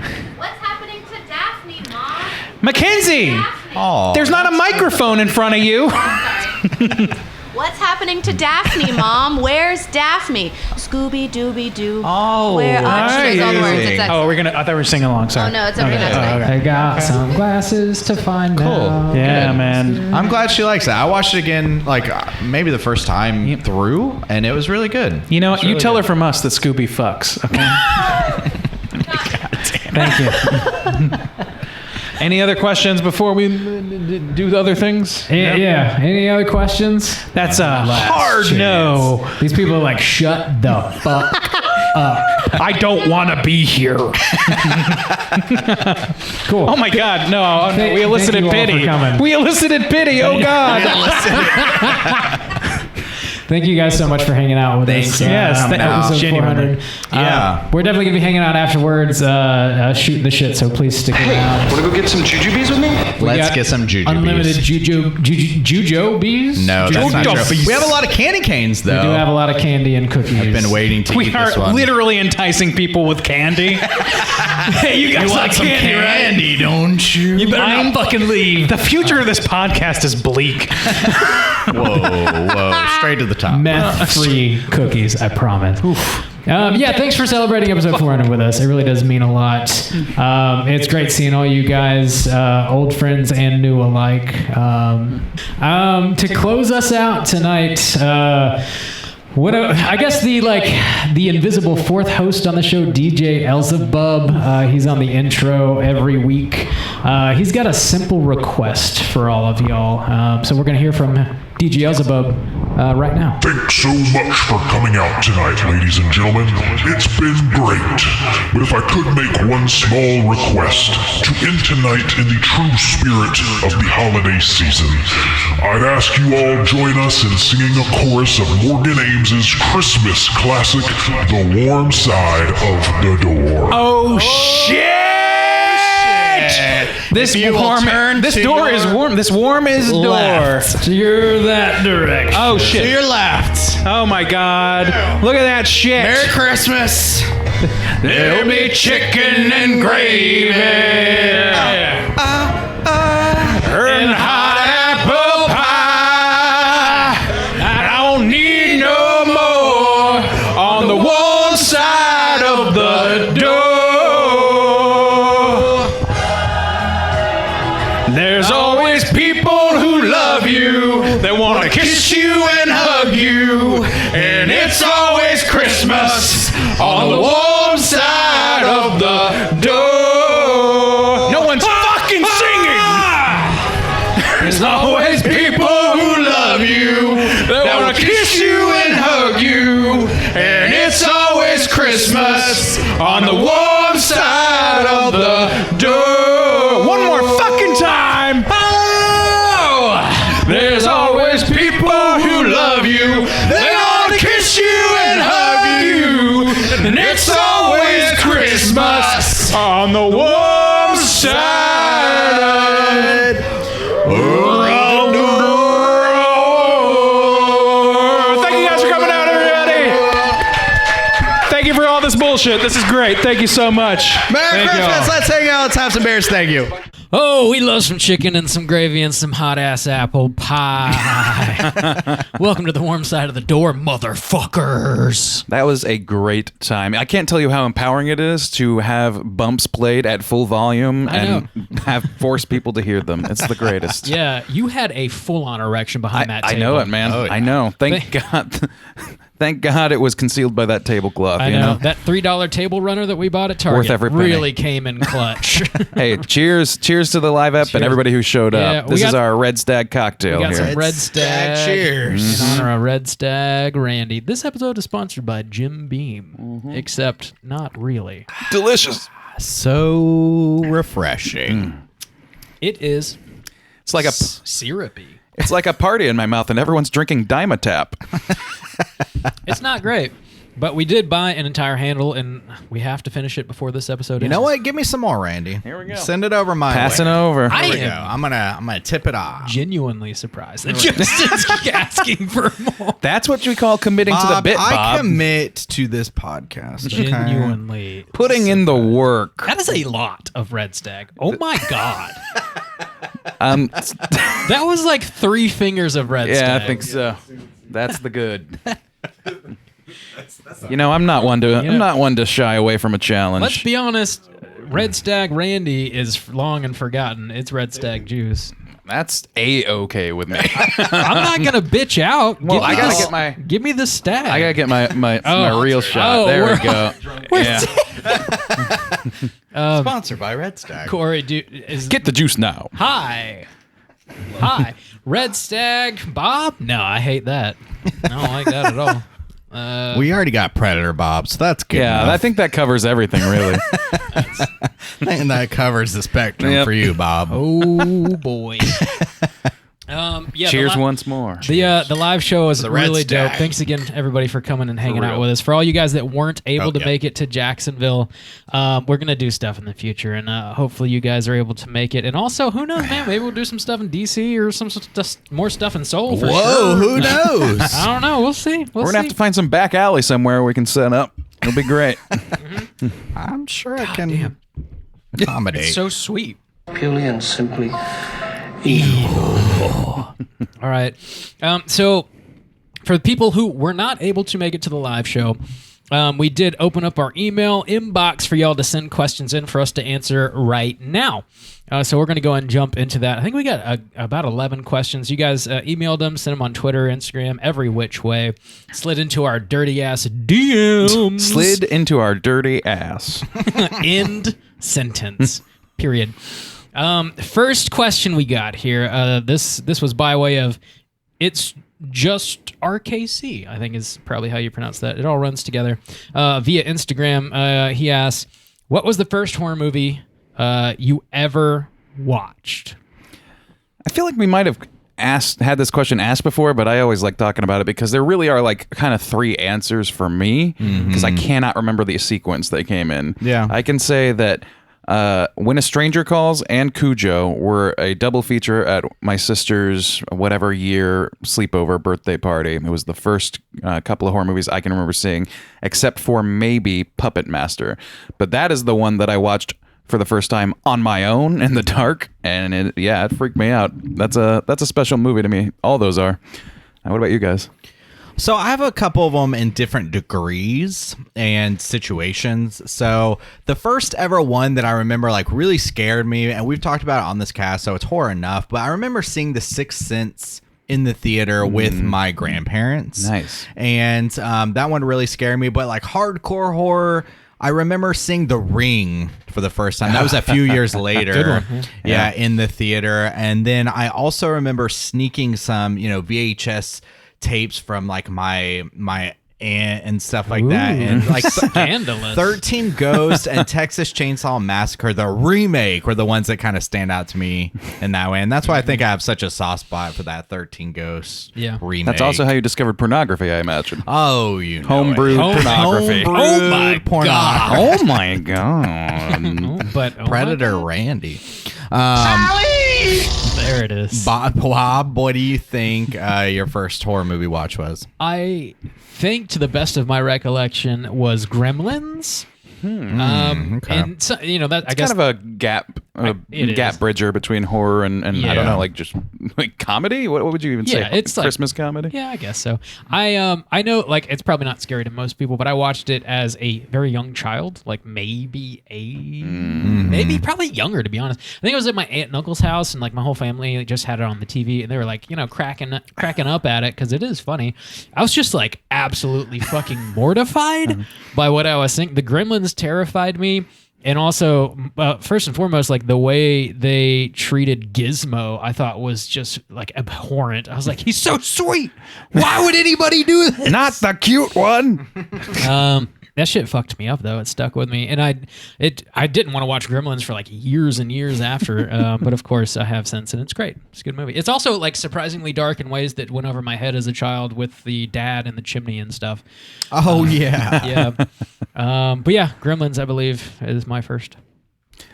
Well, that's a good batch of flicks. I think I also saw Jaws and Rear Window and like definitely some Hitchcock stuff not too long after that. So that was my early horror stuff. I mean, we have some movies we've talked about on this podcast that are the gateway horror kind of stuff. Yeah. You know, Return to Oz. The Beetlejuices, the Nightmares Before Christmases, and stuff like that I saw before. But so many plurals in that sentence. The Nightmares from Before Christmases. So yeah. Our next question, we can jump on into it. Yeah, do you let's guys have the questions pulled up? We yeah. can take turns I reading. do. Juice, why don't you read this one? It's from your buddies. Plan ahead. So from the Dark Side of Seoul podcast in South Korea, they said, if you could choose one horror movie to be... Oh, no. I deleted the first. Sorry. If you could turn one horror flick into an amusement park ride or experience, what would it be and why? That's a dope question. That is a great question. Cool question. It's also a hard question because because Universal Studios exists and Halloween Horror Nights is doing what they're doing, a lot of the answers I would have given have actually somehow been done. Yeah. So I tried to actually steer clear of films or properties that were like... I was trying not to think of them as haunted houses. Do you know what I mean? Trying more to gear my mind towards rides, just as an thought experiment. What'd you come up with? I came up with 3 that I thought could be pretty great. Overachiever over here. I know. Whoa. I came up with 3. First is Trick or Treat. I love the Trick or Treat aesthetic, and I think that having a year-round Halloween ride would be fucking incredible. You could have it just sort of like go through it's a dark ride is how I imagine it. Maybe something along the lines of like the E.T. adventure or something, like nothing, maybe a little bit of speed, but it doesn't have to be too crazy. I just think like a lot of cool set pieces would be great for that. Yeah. And then I thought about Godzilla, like OG Gojira Godzilla. I think that would be fucking incredible. We have the Kong rides, historical Kong ride, and then the new one. Yeah. I think that would make perfect sense. And you could definitely do like a Spider-Man style or Rise of the Resistance style, like trackless vehicle situation with feet stomping and all kinds of shit. That would be incredible. And then in a similar vein, I want to see personally want to see Little Shop of Horrors alternate ending cut where the plants are rampaging through everything. Nice. I want that. Nice. That's my number 1, I think. Solid. Cool. I'll slide in here real All quick. right. So I had one answer, but I was looking at this as sort of a dark ride as well, Randy, where like I was thinking like Spider-Man almost, but instead of having everything like clearly on a screen, I definitely wanted like practical shit, like stuff that would pop out as you're going through the ride and stuff. But I thought a Dead Alive ride would be fucking crazy, where you're basically just you go into the house through like the main entrance or whatever, and you go through like the dining room, and then you can go to the kitchen down in the basement, and you see them like eating the nasty custard in the dining room, and then like the baby in the basement, like as it grows, and then you eventually work through all the rooms. You go upstairs into the mother's bedroom. Oh God, giant yabos, Bob. You want those too, don't you? Yes. Do you get Lionel running around with a with a fucking lawnmower? Lawn? Yeah, absolutely. And you would definitely be spattered with blood while you're going through it. Love that. And then it would definitely culminate. You finally end up on the roof with the giant mother creature, and you like blast through like her gut, and then fall off the roof, and like that's kind of how the ride ends. I think it'd be fun as hell. Yes, come with me. Dead Alive though. Yeah, that's a great one. Yeah. Juice, how about you? So the one I have 2. The one I was picturing in my mind is kind of like a Jurassic Park style ride. I think it's got a good lead up to it as well, where you got to wait in line and there's storylines going on. But it's what we've been talking a lot recently, Alien. Dude, like getting ready, you're going to work in space, or there's this down spacecraft, SOS, you're getting some of the aesthetic as you're walking through. That's but nice. I can see some of the, how they have like some of those practical things, and I could see like the egg chamber, and they could blow some smoke out, and like the last one in that room could like open up and the smoke goes out and you just go through or whatever, and you're starting to see them like the xenomorphs creep on the sides. Get and I away from imagine her, you bitch. Exactly. I imagine the very first, like what you were talking about, going through the inn is the queen kind of popping out and like reaching out and scaring you like the T-Rex would, and then you like go down. You know, I don't know if you know this, but that kind of happened. Really? Not that kind of ride, but an alien ride. The alien extraterrestrial ride that later became a Lilo and Stitch ride. Oh no! It used to be. It was a horror ride or experience or whatever at Universal. And it was basically supposed to be an Alien franchise thing, but they, for whatever reason, the rights fell through and they wound up making it generic, and then it wound up dying and becoming Lilo and Stitch. Okay, so that was awesome. If you ever got to experience the horror version of that ride, it was pretty fucking great. But it wasn't as cool as what you're describing. I will say that. Yeah, and there was one more that I was kind of thinking of. I don't know. There are some of those rides where you wear some kind of VR thing. Yeah. So I'm kind of thinking about that. But I was thinking about Oculus, which is a weird Nerd. pull. I know.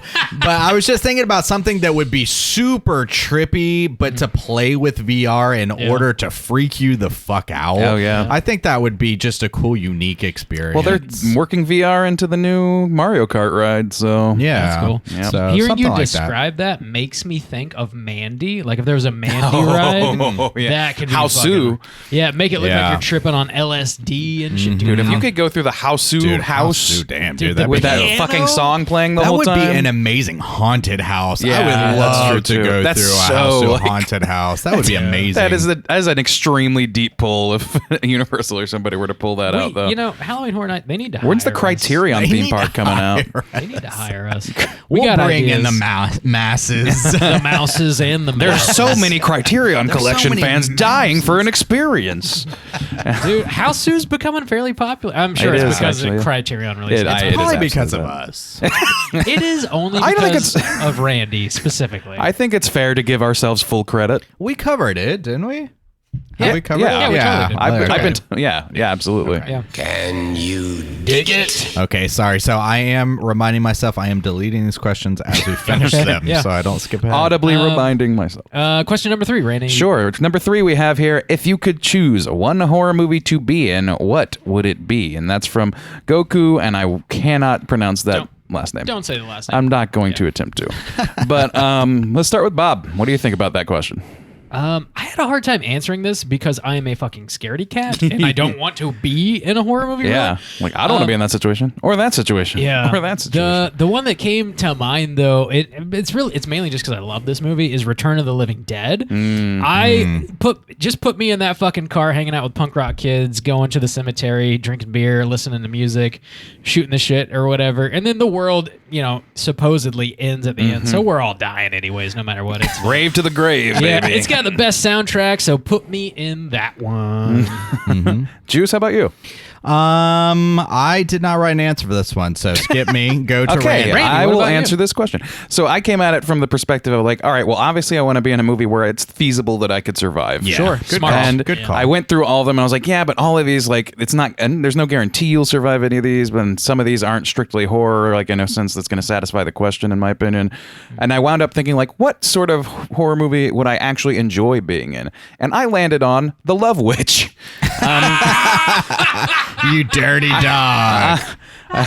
Rob's predator nature is rubbing off on That me. is I think. the funniest fucking answer you could have come up with. So yeah, I don't think I need to explain that any further necessarily, unless we need to stretch for No, Juice. I'm good. Randy gets hypnotized and turned into a fuck slave. Dude, I mean, what a horrible, horrible horror. I was going to go off a similar kind of thing, say the Wicker Man, show up on the old island, ladies If just you come in, dancing around. I thought about Wicker Man, because if you come in not a virgin, you can just have you're yourself a good old time. Yep. Hey, not a virgin. Can't sacrifice me. I'd like to change my answer to the Wicker Man. Nope, Bob, too late. Are you the butthole? Are you the butthole? Yes. Says the Wicker Man. Solid answers for that, actually. Damn, Come on, Bob. That's Come what on. that's what preparation gets you, Rob. Come on. Yeah, lots and lots of preparation. We took a lot of prep. Preparation H. That is a thing. That is a dot that you have connected For the hemorrhoids. Question number 4. Waka waka. This is from our boy Reese via Twitter. He has, if you could go back and see a horror movie from before your time in the cinema, what would it be and why? Juice, do you want to start this one? I do have an answer ready for this one. I said, and this is something I haven't even experienced in my time that I need to fix that. But I said, even for when it came out, Rocky Horror. That's not a bad one. Yeah, I just think, everything that it's built up to is fantastic, and I do want to experience that. But to experience it in its early stages where it isn't what it is now, I think that would just be a lot of fun. That'd be interesting, but I kind of feel the opposite, where it's like that. I feel like it benefits so much from people knowing it already. Yeah, it could, but it was so hyped like back in the time too. I don't know. I think it would just be cool to see like the kind of early days. I mean, it wouldn't be not cool. Yeah, and not even necessarily the first stage, just before my time. Sure, so any kind of like build up to that. So yeah, that's a movie we definitely have to cover this in the next year or two. Like it's a classic that it's on the classics list. We've kicked it around. Yeah, we'll make it happen eventually. Randy, what about you? I again could not choose just one. I would think kind of like, to me, the more obvious answer is The Exorcist, because of all the bluster around all the release and people passing out and all that stuff. And kind of in the same vein, I thought about Psycho, with the waivers and all that stuff, and won't open after showtime and all that sort of thing. And that's what led me to what I think is a more true answer, that one I think that you will agree with me on. Yeah, you're going to take my answer. I think. Do you want to say it? Well, I had two William Castle movies. Yes. You're going for The Tingler? You're right. Yeah. The Tingler is the one for me. Like anything with those sort of like nice setups that you just can't replicate at home. The shtick.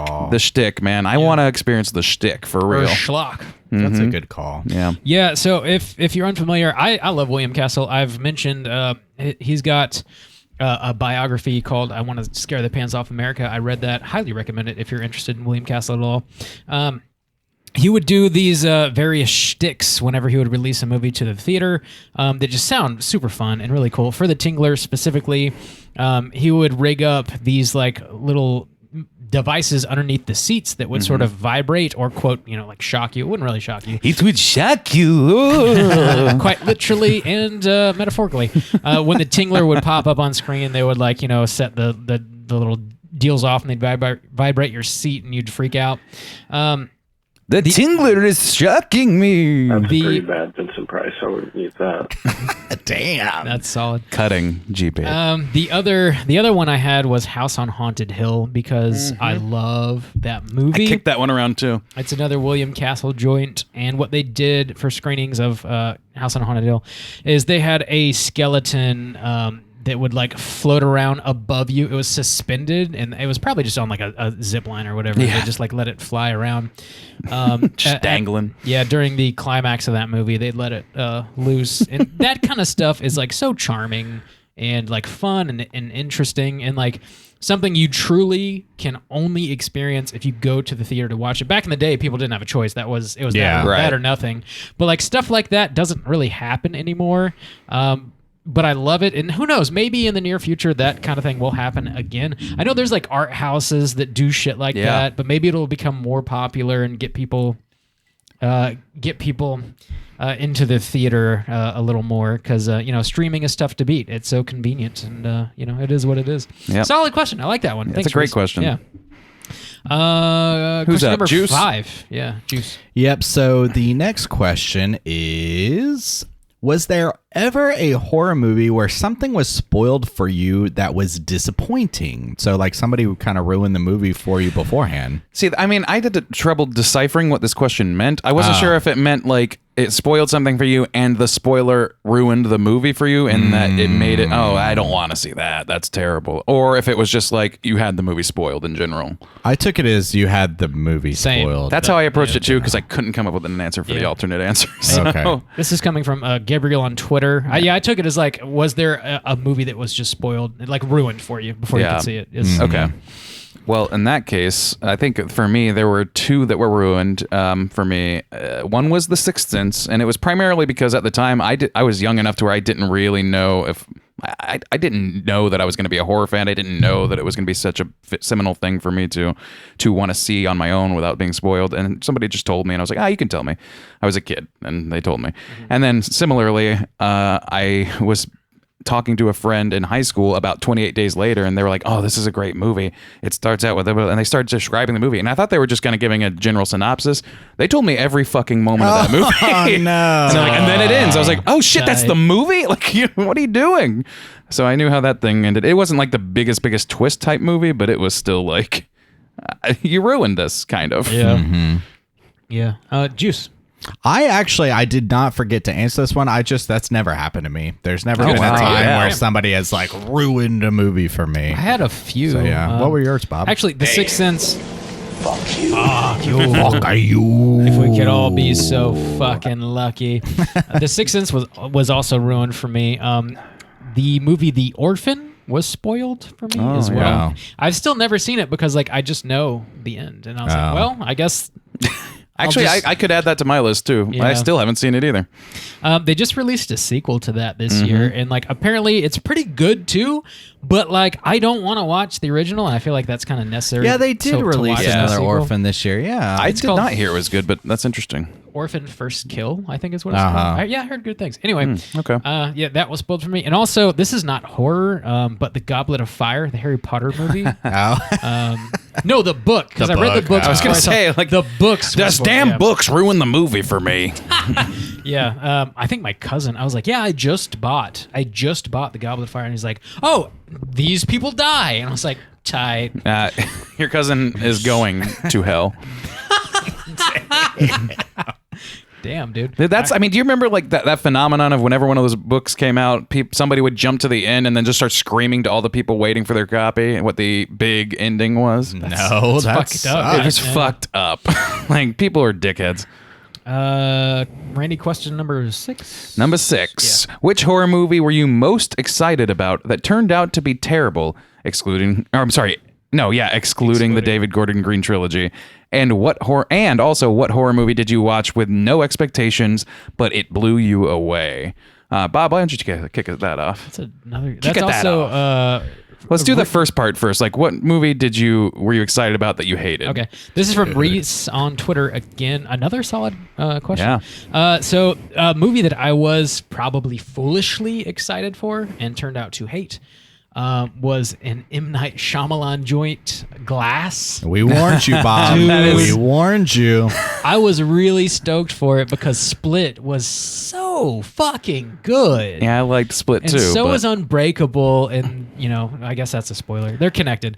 It turned out to be a trilogy, and Glass definitely suffers from that David Gordon Green bullshit where like you have full control of a trilogy and you get to the big climax that you yourself wrote and like built up to and everybody is looking forward to, and then you just fucking don't deliver on it at all, not even in the slightest. And it's like, well, how do you come to that conclusion? Why do you think that would be entertaining or interesting? Like, I don't know, man. Glass is such a pile of shit. If I had a dick, this is where I'd tell you to suck it. Definitely was disappointed. I could actually add that to my list, even though, like, I think when I was disappointed just when I saw the first trailer for that movie. I think that's when I actually got disappointed. I was like, I wasn't as hyped as you were, though. Definitely not. I thought it was cool that they tied it back into this other movie and all this other things. But yeah, it didn't pan out. Yeah. Juice? So I actually had Glass number 1 on there, but there were some other ones. This year, Men came out. Yeah. I really like Alex Garland. I loved all of his stuff that he's made so far, and I went into Men with some, I try never to go in with like super hype expectations, but I was like, everything Alex Garland's cranked out, I really, really enjoy, and I just was not about that movie. That was a real bummer for me. And then also, too, it feels like during the 2000 teens, there was a lot of great film cinema. People were taking horror a lot more seriously. Yeah. And I feel like there are way too many, almost all, of the kind of classic remakes that would hire on some like good actors to play these iconic characters. The one that stood out to me was like Nightmare on Elm Street, where it had that guy from Watchmen in it. And what is his name? He's a good actor. I like him. And like there's several and they were just so ultimately boring. Or just, I couldn't believe how many times they just would set up a solid actor, actress. It seems like they had a good like pathway to making a good film, and they just make these boring ass nothing films. A lot of those are super disappointing. Yeah, I could see that. Yeah. For me, I had 3 answers. I'll be quick about it though. After seeing the first 2 Fear Streets, it's kind of like, this is kind of like both answers. I liked the first 2 Fear Street movies a lot, and that surprised me. I did not expect to like them. So that answers kind of the second question. I wouldn't say I loved them, but I definitely liked them. And then Fear Street 1666 just shat the bed for me. So I was actually hyped to see that third one. It finally came out, and I was like, this is not what I wanted. I don't know. It just didn't deliver for me. And then also Conjuring 2. We were all big Conjuring fans back when that was kind of a novel approach to a film at the time. Not now. But and Conjuring 2. You guys, a lot of people still love that movie, and that's fine. To me, it landed with a thud. To me, it's suffered from like American Horror Story cramming too much stuff in their situation. That's fair. Yeah. And then the other one, this is sort of a distinctive one to me, is The Color Out of Space. After seeing Mandy, I was psyched to see another like fucking neon lit Lovecraftian tale with Nick Cage at the helm. Like, that looked great to me, and I was just like you said, like you were with those other movies, I was pretty bored with it. And I know that some people like that one too, but man, it just like, it did not hit me at all. I wanted more Mandy feel, is ultimately maybe my mistake for wanting that too bad, but it just didn't work for me in general. Yeah. The second half of that question, we got to circle back to. So it was something that I guess you had no expectations for. It turned out to love it. Speaking of Mandy, that was my answer actually. Yeah, there you go. I didn't know what to expect. I'd never seen Beyond the Black Rainbow, and then putting Mandy on was just like, it kind of blew my mind. I think it was my number 1 release of that year. Yeah, I might have been mine too. Yeah, it's an incredible movie. When you watch it, you feel like you're in the hands of a filmmaker that like is singular and also knows exactly what he's doing. Check it out. That shit drips with dread. Yeah, it's great. Juice? I said Perfect Blue. Because, interesting. Yeah, none of us. Corey thumbs that up. Yeah. None of us are anime guys. None of our friends particularly are. Nobody I'm super close with that kind of like talks about it a lot. So I knew only going in that Perfect Blue like had some kind of reputation, but for me, I did not give a shit just because people can love anime. I'm like, I'm not that into it. So was that before or after Wicked City? Before. Okay. If it was after, I would be like, you had every reason to not be excited. So going into that, I really was just like, not really a big anime guy. But that movie was really, really impressive. The animation, the themes that they dealt with, just how it kind of pulled me through. They really ripped off Aronofsky, though. Oh, yeah. But yeah, Perfect Blue kind of stood out in my mind as something of like, I would never seek that out on my own, but I'm so glad it was presented to me because it blew me away. Yeah, actually, shouts out to Miles. I believe that was his you pick. I think so. Yeah. So yeah, solid pick, Mom. Randy? Yeah, once again, I couldn't pick just one. And this is kind of for a simple reason. Train to Busan. I just we were well past the apex of zombies in cinema by the time I saw that, or in pop culture in general. And I was just like, there's no way that they're going to find an angle of this that makes me excited to see it. But damned if they didn't find a way. I loved that movie. And I just that's one of those movies where I just started having a good time. I was like, you know what? Press the fucking gas on this. I'm gonna down this whole beer and I'm just gonna embrace the fuck out of this movie, and it was a good fucking time. And then the other one was Cabin in the Woods for very obvious reasons. I did not expect that thing to be good at all. Again, it was like, okay, a tired premise, and they did such a good job marketing that in a misleading way to their own detriment in some ways, at least commercially, not artistically. Yes. But it landed so well artistically for me, and I think at this point the cat's pretty well out of the bag for anybody listening, but I still don't want to spoil. If you don't know anything about Cabin in the Woods, check it out. That's good my call. answer. Those are great. I agree. Yeah. Question number 7. This comes from Nathan A on Instagram. He asked, "Are there any movies you do not want to review because you do not want to ruin your perception of that film?" I honestly couldn't think of one. Me personally, I couldn't come up with anything. Interesting. I kind of want to. Nothing is too sacred that I don't want to ruin it for myself. Yeah. Juice? So there wasn't, but it did come up as a memory for me where I did want to pick something that I was super excited about in the early days of the podcast, and it ultimately became like super disappointing to me, and now lives in a not a negative space, but in a very underwhelming space, kind of like a corrected space in my mind, and that was Fear with Samuel L. Jackson. Oh, interesting. And stuff like that. I remember I was so excited to pick that way back in the day when we were picking movies, and then when we actually watched it, I was like, oh, that wasn't that good. When you pick a movie and then it turns out to be a dud, that's the worst. Like for yourself, it especially. hits extra hard, for like, that wasn't great. It's not a terrible movie by any means, but the expectations and after not having like seen it in a long time and then watching it again, I was just like, oh, that's a bummer. Yeah, that's a good answer. What about you, Randy? Well, my answer has already happened. We reviewed Puppet Master, and that is a movie that I very much, like I mentioned earlier, I hold very sacred as one of the early horror movies I saw. It scared the pants off me. I was excited, but a little scared that it would not hold up because I think it's pretty obvious as an adult looking at the trailer for that thing or any moment of that it's like, maybe this isn't what I remember it being. And if you listen back to that episode, you can probably audibly hear my heart break a little bit. It really, it just isn't the movie I thought it was when I was a kid. I'll never like not have that space for it. It's always going to live there, but it's more of the experience of watching it at that age than it is the movie itself. Poor little Randy. Pour one out. I love Blade though. He's a good little puppet. Number 8. Number 8 is What Up, Boys? This is from, let me check it down, Kyle T's email. Kyle. What up, boys? Sending in a question for y'all's Q&A. I've been listening for about 4 years now, and I still don't have a solid idea on how the podcast started. I would love some history on the podcast. How did y'all come up with it? Also, would love an update of all the old co-hosts like Drew, the serial killer, and Cesar. Keep chilling, boys. Well, did this guy just ask us to talk about ourselves?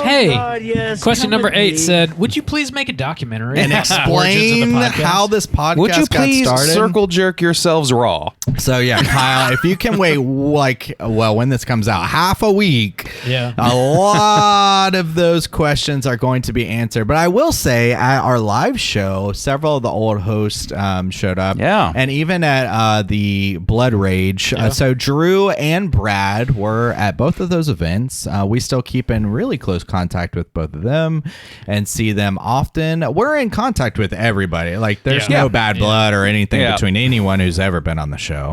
Yeah, that's absolutely true. Yeah, they're doing great. They joined the mob. They're making a killing. It's great. Yeah, I don't know. Like, I don't know. I don't know how much these people want their personal lives on here. So that's where I'm gonna have to draw a line. We still talk with them. Yes, we still talk with everyone. They're doing great. We are old friends, only getting older. That's it. Yeah, they're all good. But yeah, check out the documentary for sure. Because like we said, there's a lot of behind the scenes footage and pictures of all of us together back in the day, and we talk about all that stuff too. So yeah, check that out when it drops. Number 9. Number 9. What is an extreme movie that you would recommend? There's some extreme ones that we've definitely panned, and that's from John on A Cut Above. Okay. Good question. Yeah. I don't know. For me, I had an immediate response, which was Inside, the French extremity film, which I just really love. I think that it's a really impactful film. It does a good job of like scaring you by like having a relatable or a character who behaves in a way that makes sense to you or to me, and then also Audition, which isn't all extreme, but the extreme parts are pretty goddamn extreme. Yeah, and that one's got its reputation for that reason. So those are my 2 answers. Bob, did you say The Sadness? No, my answer actually was Inside. Oh, well. That movie's so fucking good. It's super fucked up. It's a sneaky Christmas movie, too. Oh, yeah. It's a perfect time to watch it now, yeah. If you haven't seen it, it's part of the new French extremity. It is not for the squeamish, so be warned. Also, if you do watch it, afterwards, check out our review on it. I want to say Nicole picked that. I could be wrong. No, Nicole is definitely a huge fan. Calvert. She picked Calvert. That's what I'm Did thinking. she? Yeah, Calvert. yeah, she and Ravenous, but that's a whole other issue. Yeah, that's Calvert is another pretty fucking extreme movie that I do recommend. I would not recommend. A little less. It's hard to finish. I just want to watch that hanging out with my family dancing video again. Dude, hell yeah, I'll watch that shit all day. We'll put that in the show notes again. Yeah. Juice, what'd you have? So mine were New French Extremity as well. I said Martyrs and Titan. So Martyrs always comes up. So maybe because I hyped it up too much, I didn't find it as extreme as it's always listed out to be, but it is. I mean, we watch a lot of horror movies. There's some fucked up shit going on in there, but the French cinema scene, they do extreme really well. I don't know what about it. There's something about it that doesn't seem quite like as exploitative, or it just feels like it's done in some kind of tasteful way. I don't know. So a lot of the New French Extremity is done well. There's usually more than just the blood and viscera. Yeah, it's not just meant to be like, oh my god, they're raping them or they're just skinning them or something. But it is some of those things. But it is some of those things. But it usually is in service of some kind of higher message that means something. Yeah. Yeah. Sure, I agree. Totally. Some solid answers, yeah. All right. Yep. Number 10. This comes from our good friend, the librarian. The librarian. She asks, the question about straight chilling that keeps me up at night is, why did y'all change the bumps? The segment changing bumps, going from that demonic deep voice to the high-pitched freaky one. Yeah. Damn throwback. We changed the bumps the same time we changed all the imaging and the graphics and the intro. The rebrand. Yeah, we should have a full rebrand. Yeah, we changed everything all at the same time. Episode 300. The bumps that I made for that, I made almost 10 years ago, which is fucking crazy. And I actually, shouts out to Cesar for helping us out with the new bumps. Yeah. He's always with us. He is every week. He's on every episode, whether you know it or not. He's like a very gifted impressionist. So we asked him to do the Crypt Keeper from Tales from the Crypt. No, he didn't. For the new bumps. We asked him to do something very original that he made up all on his own. Yes, we did. That doesn't sound or resemble anything at all intentionally.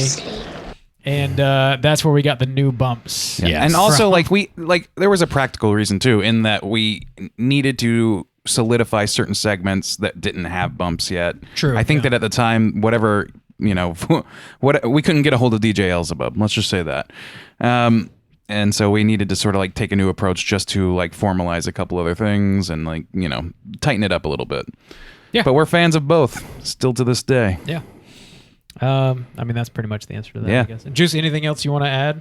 No, I just put part of the rebrand. Part of the rebrand. Yeah. And at that point, episode 300, I guess, was 2 years ago, but that's 6 years in. And we're like, yeah, we got to if we're going to keep going, we got to mix it up for ourselves, if nothing else. Yeah. Exactly. And we'll do that again in another 100 episodes. Randy will do another full rebrand. Randy at 500. has the time. I think I just quit. I think I just shit. Oh my! We got one more question. Question number 11, Juice. I don't have that one. Cool. I have it. Thanks. Go ahead. What do you Bob? I think you have the actual wording. So why don't you do that? So this comes from Tara. She asks, what do you think the younger fans of horror today will be nostalgic for in their adult years? There are so many genres of horror these days with easy access, so I was curious what you guys think. Mm-hmm. Solid fucking question. Yeah. Juice, why don't you kick us off? It's crazy. So I didn't know this was kind of a late question. I didn't know this was coming in. I was thinking about this on the drive over to Bob's house today. I was thinking of, for some reason, it popped into my mind that 28 Days Later, I thought would be a kind of movie that came out, that I knew it came out, and that people would look back, because Randy had mentioned recently that he was watching it on a 4K and it looked terrible.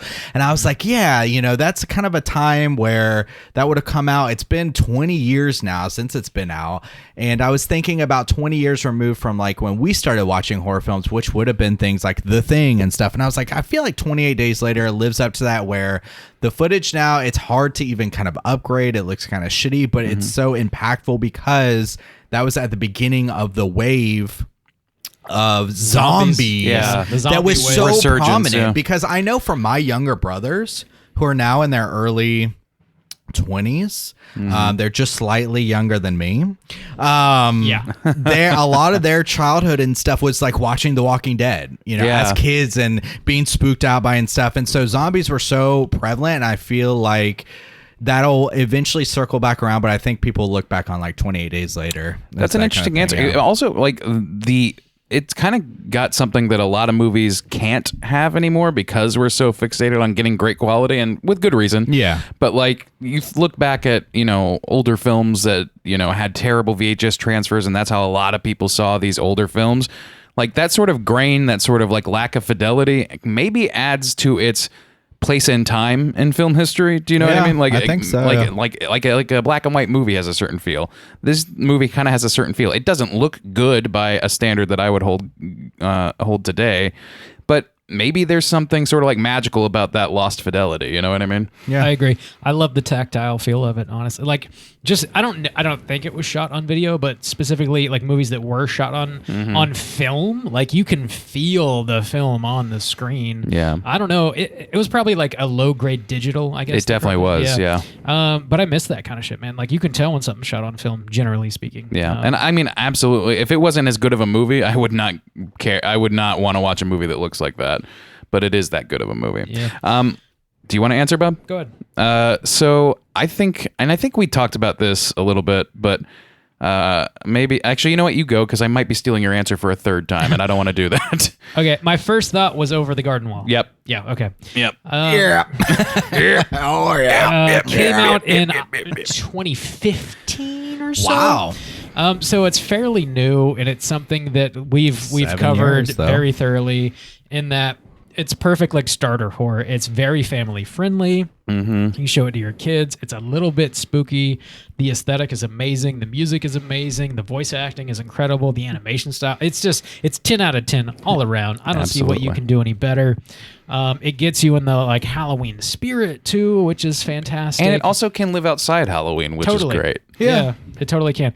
I think that's a big one. I also think like these, for better or worse, these sort of like reboot, requel, sequel things that are happening with like Halloween 2018 and Five Cream. Like, I think those are going to be very definitive for kids growing up these days, because those are probably the first of the franchises that some people have seen. Yeah. Teenagers. Halloween Ends is going to show up on those fucking lists probably in 15 years. Not as bad as you remember. People are already jumping, biting, chomping at the bit to get at that fucking thing. Can't wait to write that think piece. Yeah, but I think some of these like rebooted OG franchises are going to be up there too. Do you have anything else, Randy? Not really. I mean, Garden Wall, I just want to reiterate, because like that to me is like, that's absolutely one of my favorite franchises of anything. Like horror, be damned, all of it.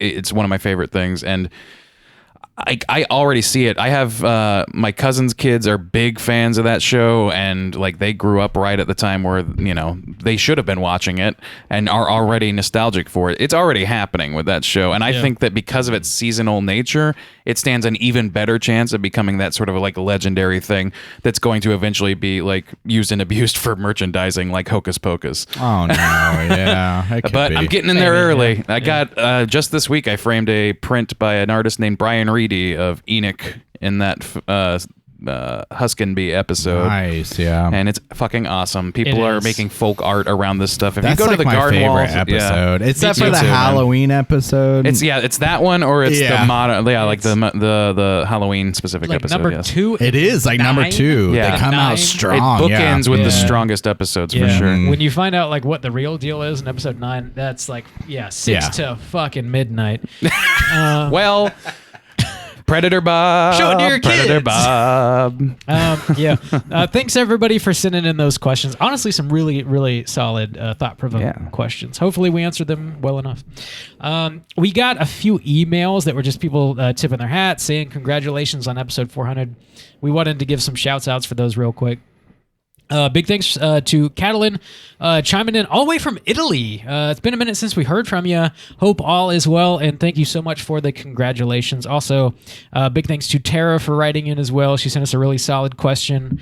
And also, our friendly neighborhood librarian sent us a really, really lovely email. Yeah. Thank you. And question as well. Yeah. So thank you guys for all chiming in and showing some love to the Straight Chili crew for episode 400. It means a lot. It really does. Let's return that love for real. You guys, thanks for giving us shit. It's great. Yeah, thank you all. So another thing that we wanted to do is we have made a lot of friends in the horror community that have other podcasts.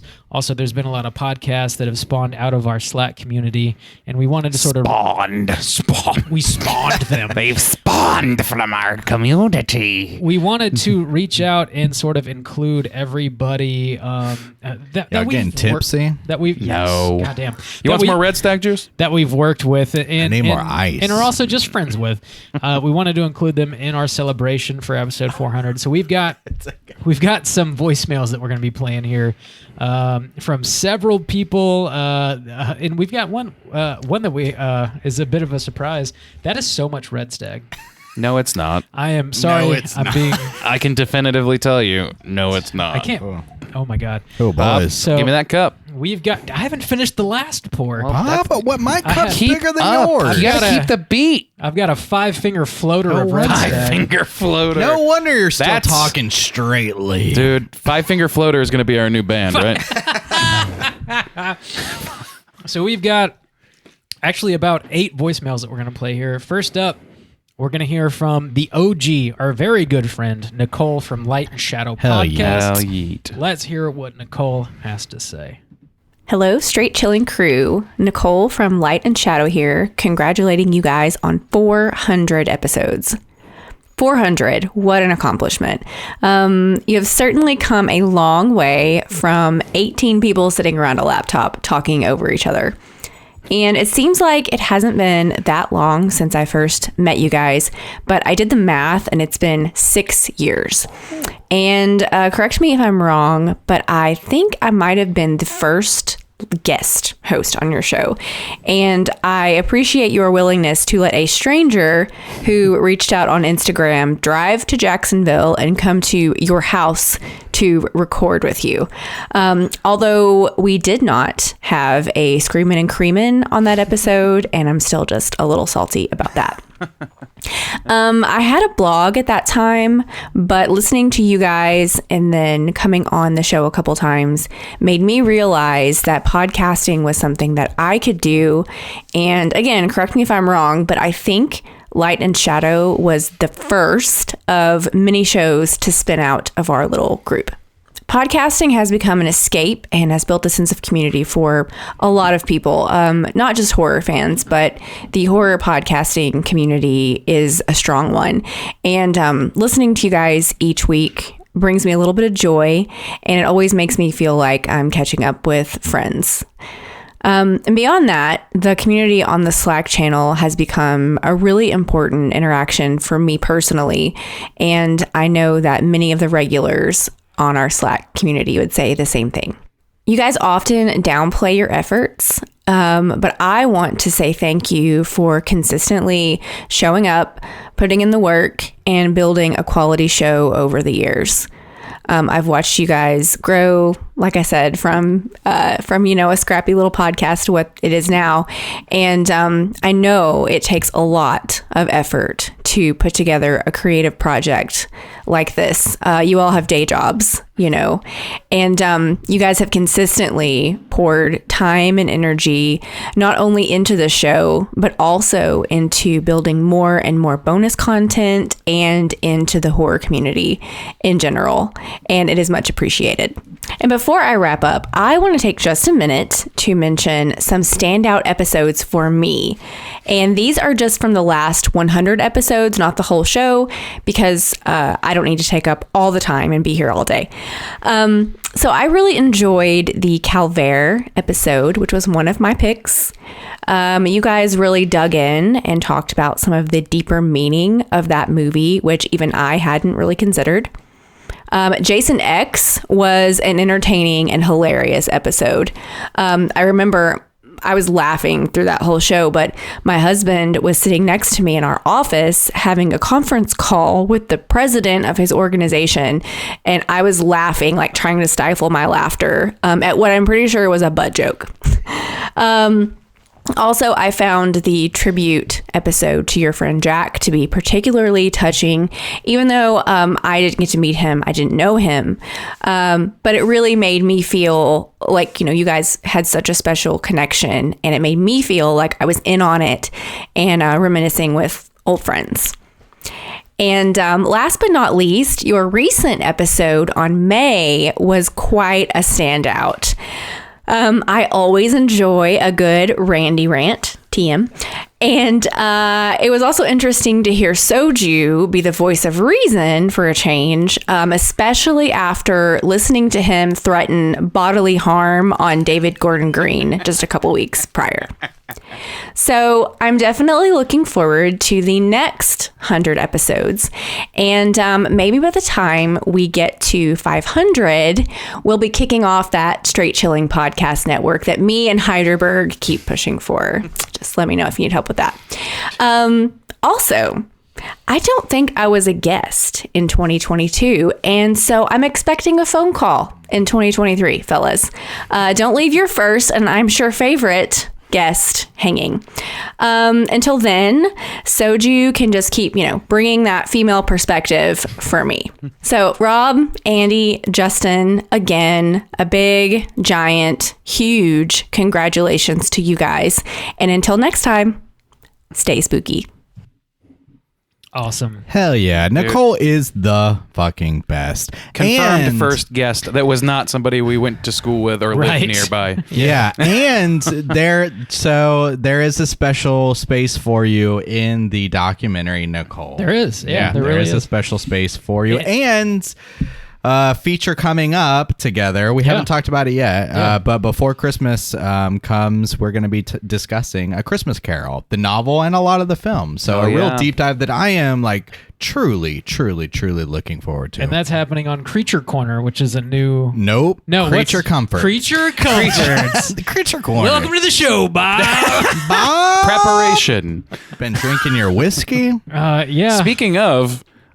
Nicole sent us this beautiful small batch whiskey, the fucking best, for us to enjoy. I believe written on there is "This is fire." Yeah. So Nicole and her husband they have a pretty impressive collection of whiskey, and she sent us some to drink and celebrate with on episode 400. There, it's called Dry Fly. It's from Dry Fly Distilling. It's 152.2 proof. Whoa. Holy shit! Yeah, and yeah, it literally says "This is fire."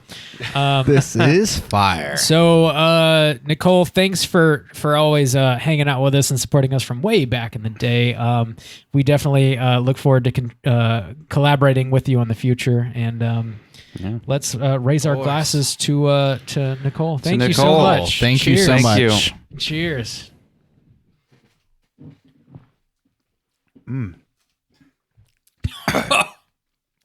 Stings the nostrils. It can confirm it is fire. Holy shit. Woo! Oh, yes. I have to speak after that. This is the second time Nicole has done this for us. It's true. Oh my God. She did this on our Friday the 13th episode, which is in the past 100 episodes. I can't believe she hasn't been on this year. That's a shame. That's an oversight. Yeah, it is. Yeah. When I first listened to that, I was so surprised. I went back and looked. Carrie. To confirm. I was like, oh my God, she's right. Yeah. Carrie's the last I remember her on. That whiskey. We're going to make... Yeah, it's like... it is disinfecting our orifices. Oh my God. No COVID for me. Woo! We went from 70 proof to 152 proof. Oh my There's Lord. no syrup in that one. Yeah, that's a step up. Boy, I'm getting tipsy. That's not for the faint of heart. No. Be ready for my secret segment. Red stag stains on the job. Big thanks, Nicole. Really do appreciate that. All the love. I'm sending rum your way. Check your mail. It's coming. Next up, we're going to hear from our good friends over at A Cut Above. Let's hear what they have to say. Good evening, straight chillin' boys. It's Jacqueline. It's Heidelberg. It's John. From A Cut Above Horror Review. But of course, we're friends from way back before A Cut Above Horror Review even existed. pretty much thanks to you. And we're sending a little message to say congratulations on your 400th episode. Holy shit. That's huge. 400 Here we are. episodes. Holy shit. Well, if it's okay, I'd like to share a little about kind of part of the reason that Straight Chilling has been so meaningful to me. I didn't discover the podcast until just after the pandemic had started. Nobody was doing anything and nobody was seeing anybody. And I had just found out I was pregnant and was kind of like in despair. I was looking for something to listen to. And so I found Straight Chilling on the Jacksonville Horror Fans Facebook group. My first episode was Witchboard. I don't know why that was. Oh, yeah. I don't know why, but that was the first episode I listened to. And that's not a great movie, but I remember being so struck by the interplay between them and how funny they were, but also their really like smart and thoughtful analysis, even of, such a movie as Witchboard. So I started listening to all their back episodes and I sent Bob a couple of messages just saying how much I liked the show. And I was really surprised that he actually answered me back. And so I thought that was pretty cool. And not too long after that, I got involved on the Slack, and that was really the game changer. That's to me what really makes it like a unique experience, is that it's not just a podcast. They've created this whole community, and that's really unique. And that's why we're all friends. And that's why we all talk to each other every day. And that's why it's like one of the first things most of us do in the morning is like check our Slack messages, and we care about each other and we reach out and we share life troubles. And that's really remarkable. Like pandemic or no pandemic, this is just, you guys are just a part of my life. Like this community is a part of my life, and that's all thanks to Bob and Randy and Soju. I'm sorry, I'm a part of your life there, Jacqueline. I'm sorry. Damn it. Yeah, I second that as well. The show's just always been great. You get something from them, like when you get a U-Pick, Bob writes you a handwritten note. Like it's touching. Like they're not, like you said, they're not above you. They're just like, hey, we love that you guys listen to us and you're our friends. Like, and that's the best part of the Slack, right? Like everybody just joins in every day and we do our thing. And then a bunch of us now have podcasts because of that. And we just have this great little circle going on of in-jokes and, just like the show that we all love, Straight Chilling. We love them for that. And we love the fact that they built this community that we can bring each other up. We're going through shit in life that it's just like, you got a friend here, even though you're halfway across the country, that they'll reach out to you and say, are you okay? And now, as a little token of appreciation for you Straight Chilling guys, I believe Hydraberg has prepared an extra special reach around for y'all. I have. Wait, for your anniversary. Should we explain what that is? Nah. Okay, go ahead. If you know, you know. For 8 years, you boys have discussed films people fear, tackled subjects with tact that other podcasts would veer, all the while turning your fans into peers. So on your 400th, a salute and a cheers. Each episode filled with great laughs and the facts. Quite possibly your biggest achievement was creating the Slack, a community addiction that's become to us like crack. For week in and week out, you've touched all our lives. Creating a better show is your passion, and for greatness you strive. Through Bob's Blues, we learned how to save lives. A majority of us now podcasters, it's surreal like a dream. Every week waiting for Soju as he screams and he creams. Andy always speaks profoundly of a film's hidden themes. You boys have even covered a couple extremes and taken our calls on the hotline screams. So when I say that I love you, your fans know what I mean. For years, you boys have always been some straight shooters as we gathered each week to hunt us some cooters. You've handled our fandom most gently, even offered us a ride on the Straight Chillin' jet ski. In a crazy world, you kept us sane mentally. Went to hell and back for us, we will never forget. Some of us have ink for your honor, we will never regret. So while you think that all you do is watch a film and discuss, in our eyes, you've always been hard with us. Every Wednesday, my face is grinning, so keep doing what you keep doing and always keep chilling. Yes. I wish I could have expressed it so well. Yeah, me too. That was perfect. Well, let's not make this too long. Let's go ahead and wrap it up. But guys, we did want to just send you a message and let you know how much we appreciate you. We love you and are continually impressed by you. And basically, we're trying to be as good as you. Yep. So thanks for everything that you've done for us and the rest of the community. And I hope it goes on forever. Hell yeet. Hell skeet. Rigatoonie. And keep chilling. I'm not crying, you're crying. Shut up. I don't have feelings. You don't know. Thank you. So I had the benefit of listening to all these beforehand, and I gotta say, it sounds silly. I think probably whenever I heard Heidelberg's Reach Around, I had like full blown goosebumps, and I was like, "Oh my god! Oh my god!" It was like moving in a way that I wasn't ready for or anticipating, and clearly that hit y'all the same way. Yeah. And I'm glad that it wasn't just me. Yeah. But it might have partially been the whiskey. Well, Good thing we've been drinking. There was a modifier in play. Well, the first time I listened to it, I was sober. I was at work actually. I was like, "Oh my god! Oh my god! Oh my god!" Honestly, though, like, thank you guys, John, Jacqueline, and Heidelberg for all the kind words. Thanks for participating in the Slack. What? I don't know, man. We're gonna put there's a lot that got trimmed from that, and we are gonna put out a full cut of that just out of, for time. For time's sake. But we're gonna put out the full, and that goes for everybody else as well who got trimmed at all. Definitely feeling the love from the Cut Above crew. We always do, and it means a lot for sure. I'm really glad that we're actually coming off as peers, because that has actually always been our modus operandi, that we want to be. We're not trying to tell anybody what to feel about anything. We just want to have an excuse to get together and talk about what we feel about a movie. And if that resonates, then that's just a bonus, and every bonus has yielded another bonus, so it's great.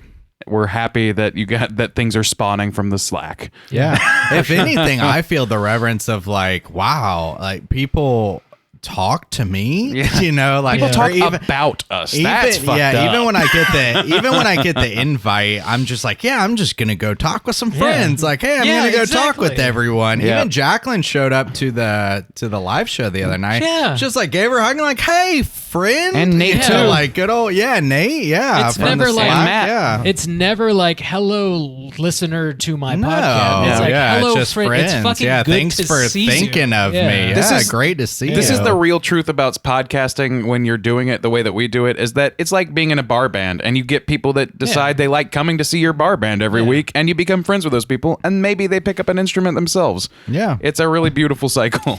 It is. And you guys are doing great. Thank you for featuring us and having us on. Thank you for being a part of our community. Thank you for just spending time with us. For building friendships. Making creative shit. Even somebody like taking the time to write that. No kidding. Fantastic. It hit. Thank you. It definitely hit. It did. I'm gonna get that tattooed on my asshole.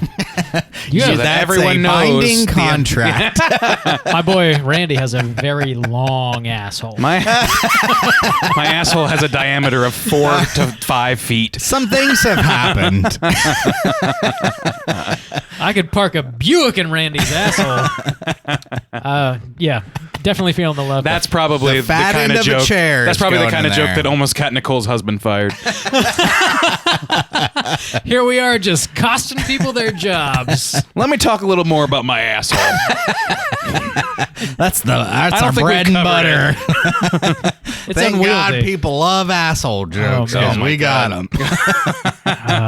them. Thank you guys from A Cut Above. From all the love. heart. We love it. Next up, we're going to hear from our good friends over at the Bean Dub Podcast. Shit. Let's hear what they got to say. What's up, my dudes? We're here from the Bean Dub Podcast, and my name is Seth, or Bean Dirt, or within the Slack community, I'm known as Bean Mang. With me, as usual, is Laura. And oh god, let's get this one. Gratis till full 100 pund. Swedish for congratulations on 400 pounds. Specifically 400 pounds? Yeah, specifically 400. That's full 100. We're so excited for our cinephile overlords to have their 400th episode, and to celebrate the occasion, I'll tell a story of the first time Bob, Randy, Soju, and myself met. It was 2005. Randy and Bob were both 20 years old. I was 10, and Soju was 2, of course. We were all working at a sewage treatment facility. We were in the shit, literally. Anyway, the crew and I all bond over our love for horror movies, and this is all a completely false narrative. But our conversation had all the classic straight chilling staples, like a Randy rant, Soju couldn't stop talking about Yabos, and Bob was talking about his DVD collection, which was in its infancy and could only buy 2 jet skis at the time. Weak. This story isn't true in any way, but do my co-host have anything to say about the boys over at the Straight Chilling podcast? I did enough research earlier because cheers to Red Stag Randy. All right, here we go. Cheers to Red Stag Randu. Fucking Randazy. Oh my God, it's just syrup. Yeah, it's very sweet. How do you like that? It's pretty damn good, actually. Also, that's going to be a monster hangover. Because it's sweet. It's not that much less of an alcohol percentage, but very sweet. That's a nice alternative, but I don't know if I'd be able to drink that all night. Randy. But we can see why Randy was able to drink an entire bottle in one sitting. Hell yeah. All right, well, to be sincere, I've always loved the movies, and more so horror as my preference. I've also been a content creator, as cringy as that sounds, since 2015. And ultimately, the chillingest podcast I know had a huge influence on us starting this podcast. I've loved listening to these guys make dick and fart jokes alongside genuine, deep discussion of over 400 iconic horror movies now. You guys are such a huge part of my work week, and more than anything, I'm so happy to be a part of the community you've created. I've never felt so close to a group of people I've never met, and that's a rare occurrence to find so little toxicity in a fan group these days. I don't just feel like a fan, but a part of something. So I'll say from all of us at the Bean Dub Podcast, we love you guys, your commitment, and the community you've built. We're excited for another 400 episodes until you've covered every shit movie and every horror franchise that's been retconned far too many times. Thank you for being you, and as always, peace out. Good night. I love that. I wonder if they truly drank Red Stag. If they did, they were feeling the same thing we did because they were like, it's so syrupy. I was like, God damn, it's so syrupy. There's literally no chance that is lived experience on record. There's no way that was made up. You can't fake it. No, you you can't fake can't. that funk. And I'll tell you, like, I must again set the record straight. I did not drink a full bottle that night. Did. It was opened in advance. A good quarter of it was gone. See. I'm not made of steel. Maybe we'll see on the documentary what happened. Okay. Maybe you'll see. What do you have, the receipts? Do you have the literal receipt of me purchasing Red Stag? Dude, potentially. We see you finish the bottle. We see it happen. And that means I opened it moments before. Yeah. Thanks for the love, guys. Thank you. Honestly, pouring out to Mr. Beandird. I want. You didn't say your name, so I won't say your name. No, he did. But he did. Seth. Okay, great, nice. He is extremely hard with us. He's all over the Slack, and his show is fantastic. They put out a really good product. If you guys haven't checked out Bean Dub Podcast, check that out everywhere you get your podcasts for sure. Yep. Definitely feeling the love. Definitely. And I'm sorry that you guys felt compelled to drink Red Stag. Please don't feel compelled to do that ever again. Honestly, like, you know, an impulse cheers, buy you know? and a good time with your buddies should not spawn people to buy syrup liquor. You know what my resolution is I for the keep saying next spawn now. You've infiltrated my mind with the word spawn. The resolution for the next 100 episodes is we need to make a lot of funny shows where we drink good liquor. Yeah. Not dog shit. Yeah, to help people. We're adults To now. help ourselves. Bunch of fucking snobs. Holy shit. Yeah. Shouts outs to the Bean Dub Podcast. Thanks Next for the, week it's thanks for the love. Goldschlag. Oh my God. Where's the Mad Dog? Yeah. Some good stuff around here. I need Where's the hypnotic? I need my God. 16 We're locos. going way back with that one. 16 locos to the States. Where's the God. Captain Morgan If I sweet drank tea? Well, what's the tea? No, you're not. The Long Island iced tea. Finish Don't my tell me joke the for tea. me. Oh, please finish my joke for me. I would like to highlight the fact that Nicole's whiskey has fucked us Dude, up. we're fucked. Yeah, there's a significant difference, and also fucking in taste. Certainly, that Also, shit we're is drinking way Red better. Stack still. No, yeah, we haven't stopped drinking. We drank along with that. Cheers, by the way. We've got some more voicemails to get to. Next Let's go. up, we're gonna hear from our good friend Caitlin over at Plug It Up. Hell yeah. Let's hear what she has to say. Gentlest Mangs, it's your pal Caitlin over at Plug It Up, writing in with congratulations on your 400th episode. I'm so happy for you guys.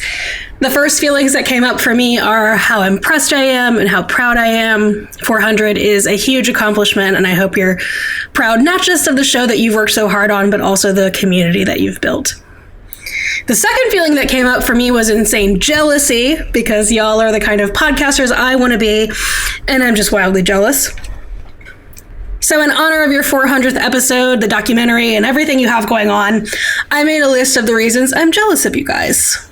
Envy is celebratory, at least in this case. Okay, here we go. Reasons I'm jealous of your show. Number 1, Straight Chilling has the best theme music. I love the theme song and all of the bumpers. I always sing along, and I think I could imitate the Cooter of the Week bump so well that you couldn't distinguish between me and the actual recording. So great sound design. Seriously, make me a new theme song, please. Number 2, your logo and other designs always look super cool. I love my Straight Chilling shirt, and all your merch looks super pro. I love it. Number 3, getting a little sentimental now. You're all genuinely kind, funny, and smart, and handsome. I've had the privilege of recording with y'all a few times now, and every time I'm delighted that you're just really good people. They say don't meet your heroes, but you guys are an exception. I've met you, and you're wonderful. Number 4, the three of you have a great dynamic. You can tell that there's a lot of love in this friendship, but you're also not afraid to tear into each other a bit. And that's how you can tell that you're good friends and that you've been so for a long time. It's great. But this is getting a little sappy, and I'm going to stop with the gushing, but truly congratulations on episode 400. Maybe for episode 500, I'll finally answer Randy's question and officially rank the three of you from favorite to least favorite. Just kidding. I'll leave you with a question. Over at Plug It Up, listeners submit a whole lot of fuck, marry, kills in my questions. So I submit to you a fuck, marry, kill for your 400th. Okay, so fuck, marry, kill. Physical media, streaming media, and theater watches. Love you guys. Congrats again. That's an excellent question. It is easy. That was very moving. Also, I Yeah, want to point thank that you. out. God damn, these are hot. We should have not have drank so much before we started. This is the best time to drink as much as possible. Oh my god! Drink some more, Randy. All right, You're got dry. You got it. Honestly, but not Red Stack. I appreciate all the love from Caitlin. Like Seriously. talking about our design and like just our show, and also like the theme. Like I made the theme and I'm proud of it. But like if I'm being honest, I think the theme for Plug It Up is fucking fantastic. I agree with you. A lot of our people that we guest on and stuff like that. I love their theme Me too, songs dude, and stuff. yeah, for real. They do a great I would- job. I'm I always would- like, where did they get I would this? never dare to make a new theme for Plug It Up. I think it's kind of perfect. Yeah. I don't know what I would improve upon. So, shouts outs to Plug It Up and Caitlin's theme. Yeah, no it's kidding. good shit. Incredibly moving. Yeah, it's and good. also like Caitlin's maybe one of the smartest people that we know, as far as I'm concerned. So I mean, to get praise for something intellectual at all is hilarious from her, and also like very, very moving. Yeah, it's good shit. Good shit. Fuck, marry, kill. I got it easy. It's easy. Well, then lay it on us, Big Diddy. Kill physical media. You're a fucking dick. Let me explain. Fuck you, Rob. If the Eat my shit, Rob. power goes out, okay, maybe you've got some laptop or something that's got a fucking 4K player, a Blu-ray player on it. I can stream without If power. the power, hang on, no. Hang on though. So I'm equating it to the idea of look at how much space the physical media takes out. If you were out of power, you would be in the same situation streaming versus physical media. So, Foul-mouthed Marie Kondo has spoken. So I would say fuck the theater experience because that's just always so much fun. Like just going to the so theater. we are treating fuck as in like a fun blast, Yeah. not as in like fuck it. Sexual It's a little. intercourse. Sometimes it's a little dirty. Sometimes it doesn't go the way you've planned. Sometimes you puke on the floor. Sometimes you puke on the floor, but that's a good fuck. So that's a good fuck. That's a theater. That's I want it on the record. Puking on the floor a little bit. That's a good fuck. That's a good fuck. Streaming is the merry because streaming, if you've got power, is the same way you would use physical media. Is you can get literally anything. Like that's the one that you should dedicate yourself to. Yeah. It's like Build an altar Bob to in the streaming. past- I'm Bob trying in the not to past interrupt like you. 3 weeks has asked me not. for like 3 links to streaming media Oh. that he The could evidence not is get. damning. So you No, commit yourself to streaming media. Let's get streaming. What do you say to media. that, Bob? My God, you're a monster.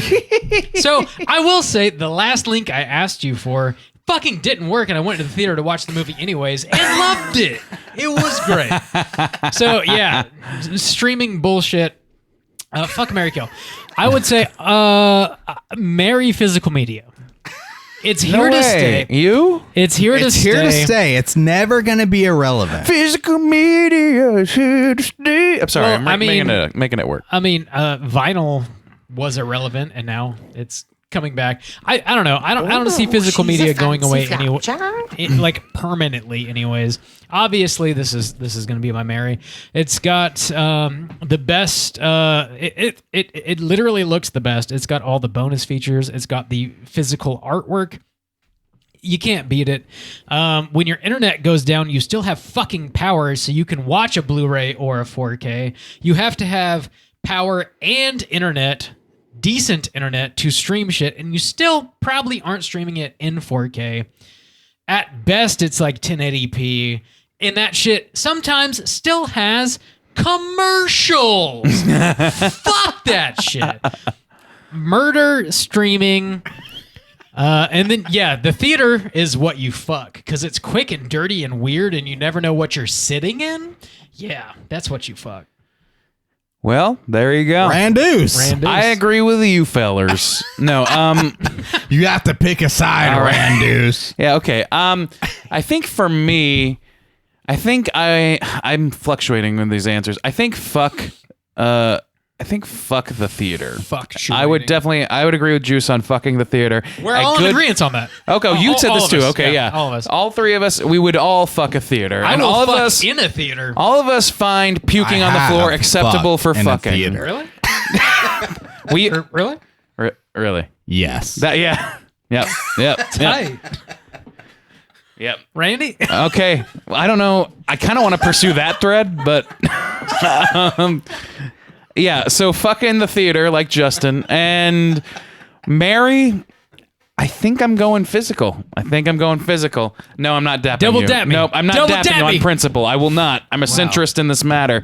The reason being primarily because I gotta say kill streaming. And it's primarily for reasons that ultimately amount to political reasons, like we shouldn't be forced to subscribe to things. Yeah. We shouldn't have everything taken away from us the moment that a licensing issue arises. Also, I think that if I really want to watch Ghost Watch, I shouldn't have to fucking search that hard. And streaming, by the way, I'm talking legal streaming. Illegal streaming is going to be there regardless. Illegal acquisition of movies is going to be physical, digital, whatever, forever and ever and Hang ever. on, though. Streaming was there for you when you needed to see Ghost Watch. You're and right. It was on archives.org. But I would have preferred a physical copy that I could have just thrown in my thing. But it wasn't there for you. It was, but it was region B locked, so you had to have a region. So it region wasn't B there for you. No, so okay. It wasn't there for me legally then either.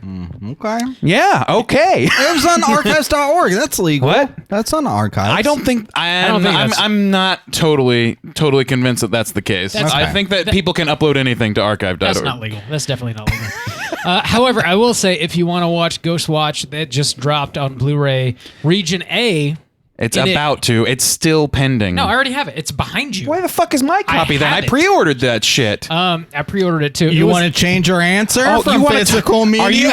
I'm not marrying UPS, motherfucker. It is. So I will say it's like a $22 brand new 4K of Ghostwatch. 4K. That's your 4K. It's great. It's still wrapped up. I see it's still in the wrapping. I opened it. Also, the other thing that sucks about streaming is that they can like edit that whenever they want and cut shit out of it, and you have no control over Not on the dark web. And they're also not going to the dark inform web you. is not legal streaming. That's not what we're talking about. shit. Well, that's what I'm It's talking gonna about. be there for us in a pinch regardless. I live on the dark web. Caitlin's 3 options did not include the fucking dark web. We have so much Streaming more to is do. streaming. We Yeah. need to Let's have a heated argument about this for another half hour. Dude, Let's do it. Much love, Caitlin. Thanks for calling in. Next up, we're going to hear from our ghouls over at Ghoulish University. Let's hear what they have to say. Good evening, children, and welcome to the 400th episode of Straight Chilling. I'm Headmistress Logan. And I'm Thon, or Nate, in the Straight Chilling community. And I'm Naderade. And we are Ghoulish University. And we just wanted to say congratulations on 400 episodes to the boys of Straight Chillin'. Yeah, and we also just want to say thank you. I mean, thank you guys not for just creating the podcast, but also creating a great community of fans and friends. If it wasn't for you guys, we wouldn't have made the friends that we have today. And it means way more to us than you could ever imagine. Thank you. Yeah, one thing I really like about the show, besides the Treehouse Horror episodes that they do, love that. It's probably my favorite thing that they do every year. But the just the way that you can watch a movie and then listen to the podcast and kind of get different perspectives of the movie. You get 3 different perspectives that are really in depth, and you know, you can almost enjoy a movie in different levels after listening to the episodes. Yeah. And kind of same sentiment here. Like, I could listen to their American Psycho and like Shape of Water episodes over and over again. And to me, it's the same thing as watching the movie sometimes, because you get everything, movie and a conversation. So, but yeah, thanks to the Straight Chillin' crew for creating the community that brought all of us great people together. And keep going till you're old, guys, as if you're not already old. Bring back Bob's Blu-ray. You're old and crusty. Play the bump, Andy. Play the bump. What? Oh, that was Okay, definitely. you guys. Yeah, thanks, Straight Chillin'. Bye. That was on me. Sorry, that was on me. Yeah, Preparation skills. They were shouting out Bob's Blu-rays. That's what they were saying. Bring back. I see. That was ya boys. Fuck up.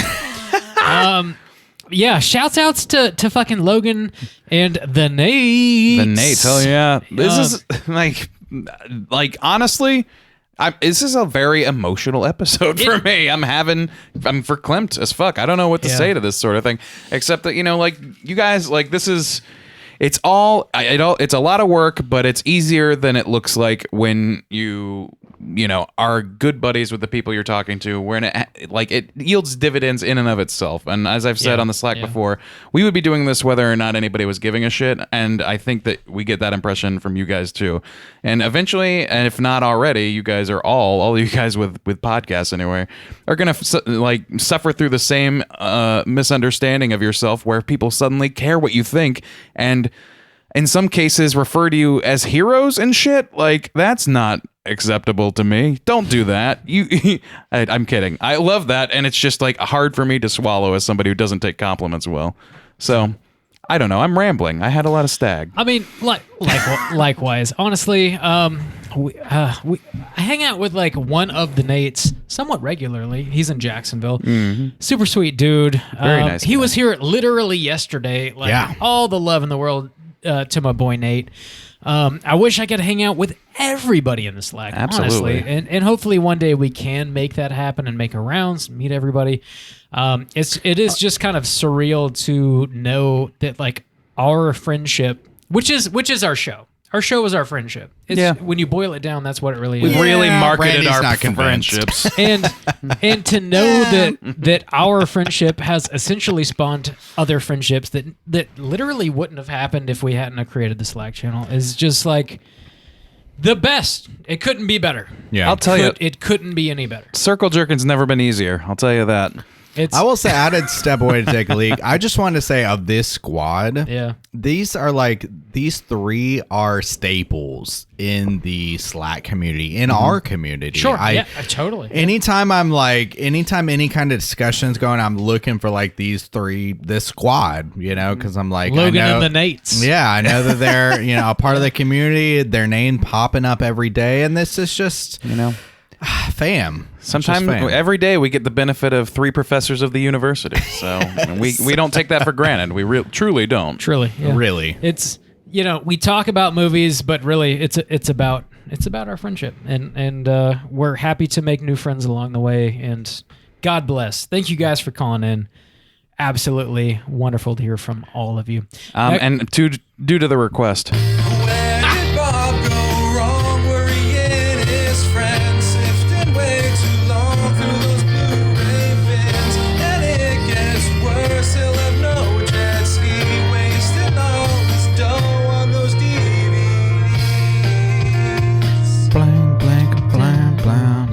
Shouts out classic to Steve on that one. The best bump we have that I had nothing to fucking do with. Nothing to do with. Except for buying all them blues. Yeah. That had something to do with it. That is true. Next up, we're going to hear from our good friends over at Waxing the Porpoise, and also hell yeah, our friend Miles. It's a double tap. Oh, wow. Let's check in. There you go. Hey guys, it's Jim G Baby at Waxing the Porpoise. Just wanted to call in and say congrats to the Straight Chillin' crew on their 400th episode. A huge achievement, and just sticking to it and having all that put together week by week for us to slam into our ear holes has been awesome. I've been listening since like the original 60 or 80 episodes that are now archived. So it's been some years now. So in that time, they've given us the Q-Che, Cooter Hunting, Hard With Us, Are You a Real Straight Chillin' Crew? To borrow from Fight Club, they're the warm little center that this life of the community is crowded around. Between all the additional content Straight Chillin' has provided, including the You Pick the Flick, mini-cast, impromptu get-togethers, last drive-in watches with Joe Bob, and even the recent additions of the Chilloween Party, I mean, it's all very unique, and I really don't want to sound like a fucking pretentious asshole, but here goes. They've enabled like this virtual commonwealth of sorts. It's drawn together like-minded individuals who support one another and either directly or indirectly fostered connections that have led to people creating their own podcasts, which has then inspired cross-promotion on multiple different shows. Straight Chilling has kind of transcended just existing as a weekly podcast show. It's become a place where everyone knows your name. So thank you guys, Bob, Soju, Randy. Congrats on 400, and here's to another 400. Take care, fellas. And keep chilling like the funk of 40,000 years. P.S. Speaking to that community dynamic I just alluded to, funny enough, we actually had Miles B, who is also part of the Straight Chilling Slack community and fellow listener for many years now, who we've all grown to know and love, actually joined us here on Waxing the Porpoise to cover Possession. So I figured while he's on, he'd have a few words to say for Straight Chilling as well on their 400th episode. So without further ado, take it away, Miles. What's going on, guys? Miles here. Congratulations on 400 episodes. I started listening to the podcast, I want to say back in 2015, maybe. The job I had at the time, I had a lot of free time to listen to podcasts while I was, doing like manual work. And I think I listened to probably like 30 hours of podcast a week. And then, started checking you guys out. The podcast was good. It was solid. And one thing I noticed about the podcast, it consistently started getting better and better. And you guys, just kept refining just the art of podcasting. I think people don't talk about podcasting as a skill. It's fairly easy to just turn on a mic and start talking, but it's definitely a skill. Forming coherent thoughts and then communicating those effectively, keeping a conversation flowing, not having a lot of dead air time. It's hard. It's really hard. And you guys just kept getting consistently better episode after episode. And when I left that job and started working at a job where I didn't have as much time to listen to podcasts. I cut a lot of podcasts, and Straight Chilling is one that I kept. I love you guys. I love the Slack community. Got on that, I think, probably about 2019, 2020-ish, and just built some really strong relationships there. I could definitely say I call everybody there like legitimate like friends. I talked to my girlfriend about you guys, like, they're your people I see just in IRL every day. But yeah, keep up the good work. Here's to 400 more. Did we just get praised for our coherent thoughts? For 400 more, boys. You guys are going to be old in another 400 episodes. I think people just praise Randy for coherent thoughts, but nobody else. If I can manage one, I'll let you know. Yeah. G-Baby's an OG. OG, dude. I'm very excited that he started a show with his buddy Steve. Steve is not an OG. Steve doesn't know us whatsoever. Fuck Steve. But says Rob. But no. I will say. Oh yeah, says Rob. Very shouts obviously. out to Steve. Rob says to that Steve. in private all the time. I think it's hilarious because G-Baby is very much like a cinephile and watches a lot of movies, knows the language of movies, and Steve is very much not that. And like their banter is hilarious. Dude, their show's bumping. It's really great. So check out Waxing the Porpoise anywhere you get your podcast. Shouts outs to fucking Miles. Yeah, man. Yeah. He's like the only person in our Slack that hasn't started a podcast yet. But I did actually hang out with Miles like about a little over a year ago. Not much. Yeah. Like 13 months ago or so. Fucking cool as shit, man. Like really, really excited to meet Miles. And like, we said it before. We want to like literally hang out with everybody on our Slack channel if we can. Yeah, man. We basically are. Yeah, so it's good. It's good to hear. We're from you, doing our Miles. best. Yeah. Come hang out with us. Doing please. what we can. Yeah, it's fucking cool, man. Like I thought I was gonna meet G-Baby like a couple weeks ago, and then like my plans got canceled. And no fault of his. Yeah. No fault of his whatsoever. Damn. But yeah, it's all the love. I would love to fucking hang out with you, baby. We Totally, need a Slack. Like we need some kind of. We gotta fly everybody we out. Millions of from dollars to Canada, fly people from and across Australia the world and Germany to Rain Dogs in Jacksonville. Well, let's fly him to Seoul. I mean, that'd probably be better. Yeah, we can do that too. Thanks, guys. Thanks so much for all the love from Waxing the Porpoise, from your boy Miles. Absolutely. Slack channel staples. Thank you. OGs. We feel the love. Thank you, guys. Next up. How close are we, man? Because, man, I don't know how... Okay, two more. We got two more. We got two more. We're getting fucked up over here. Next I up. kind of want to open another beer. I'm dry. Get me one if you get yourself one, that's for sure. Turn this thing off, I'm dry. Corey is going to get some more beers. This guy is clutch, dude. Corey's another OG that doesn't. If there's another beer that looks like It does another beer that looks like I'll take that beer. If you are listening to the show, check out Twimby Podcast. Hell yeah. If you don't listen to Twimby, You're a fool. TWIMB, you're a goddamn fool. Corey Jesus is a weeps fucking at your man. ignorance. Jesus wept. And continues to do so. We're getting fucked up. Let's continue. We are. we got two more voicemails. Next up, we're going to hear from our friends, the Cinema Villains. Hell Let's yeah. check in. Ladies and gentlemen, boys and girls, children of all ages, it is time that the Cinema Villains bring to you a lovely shout out. Yeah. Our homies over at Straight Chilling for 400 episodes and a blood sacrifice. Blood sacrifice. Yes. Shout out to y'all. Y'all did it. 400 episodes. We can't even get to 100, Shaq. Fuck no, we can't. But you our know, they dumbasses did are right here. 400. That's amazing, guys. It's so proud. It's So really proud. great, man, and so dope to see those boys doing what they're doing every time and putting out content for the horror masses. Jose, you've actually been into the show a hell of a lot deeper than I have as of late.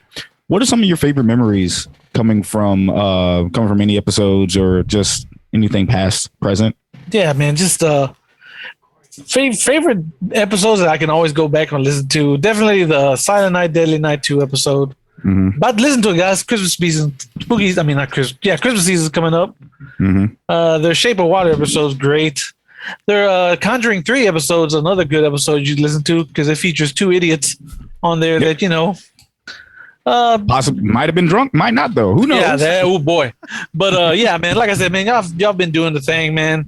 Ever since y'all's intro didn't have a rep, and now it does. So it's great, man. Always man.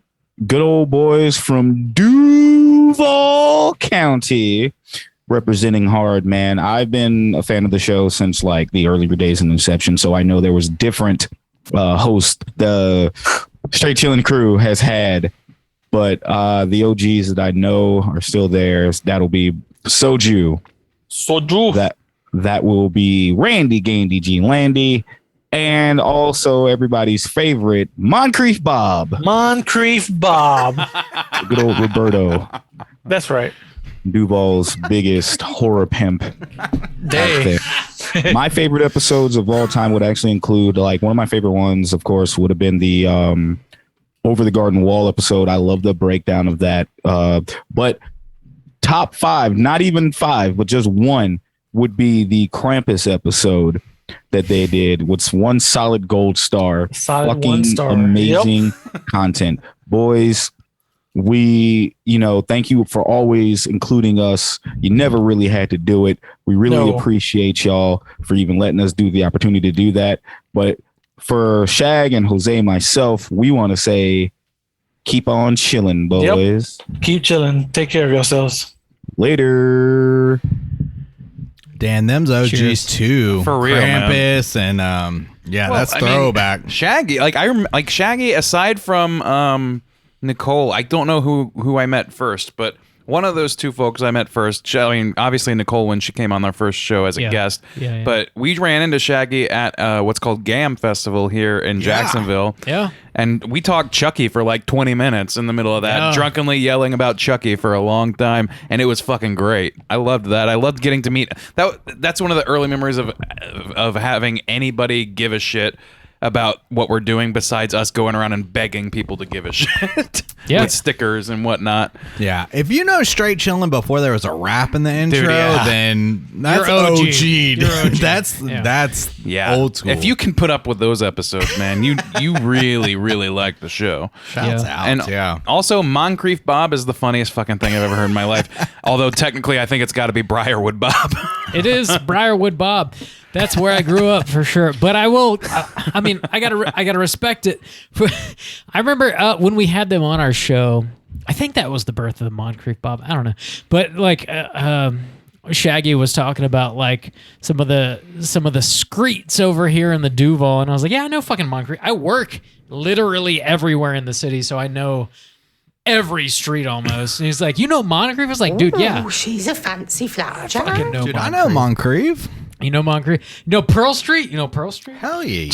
What is this? What is this? Pearl Street's like why? Like what are we know doing? Pearl Street.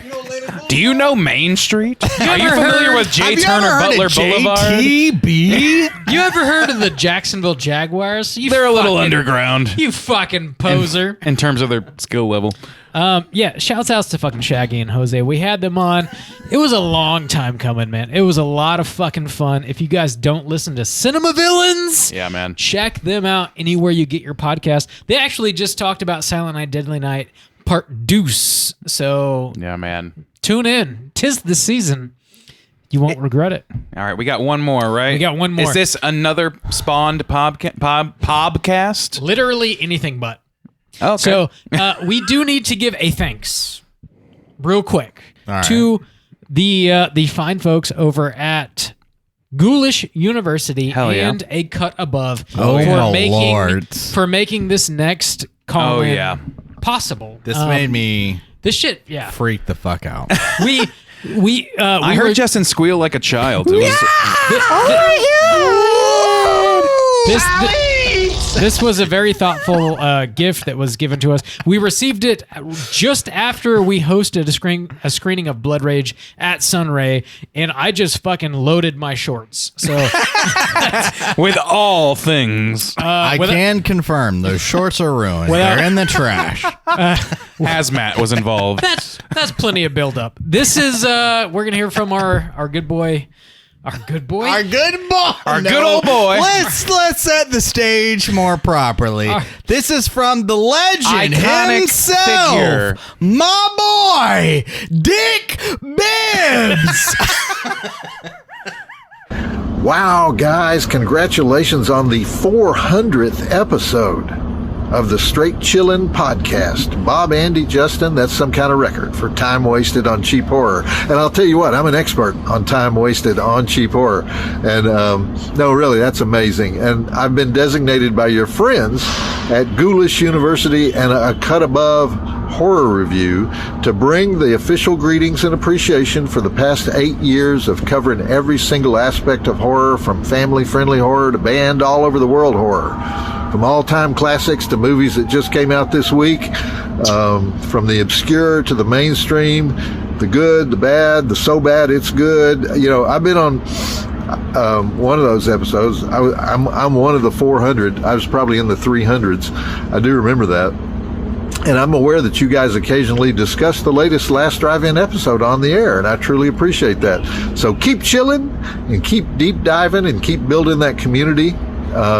Community that gathers through Slack and Zoom, and I don't know where all you guys are. You have actual meetups, but wherever mutants come together. And please do invite me to be a special guest on your 800th episode. I'm looking forward to that. So the Drive-In and Straight Chillin' will never die.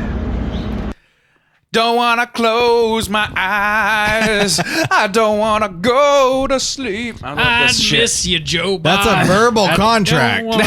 You are binding. scheduled for 800 episodes. That shit fucked me up. Yeah, Dude, man. that shit was no.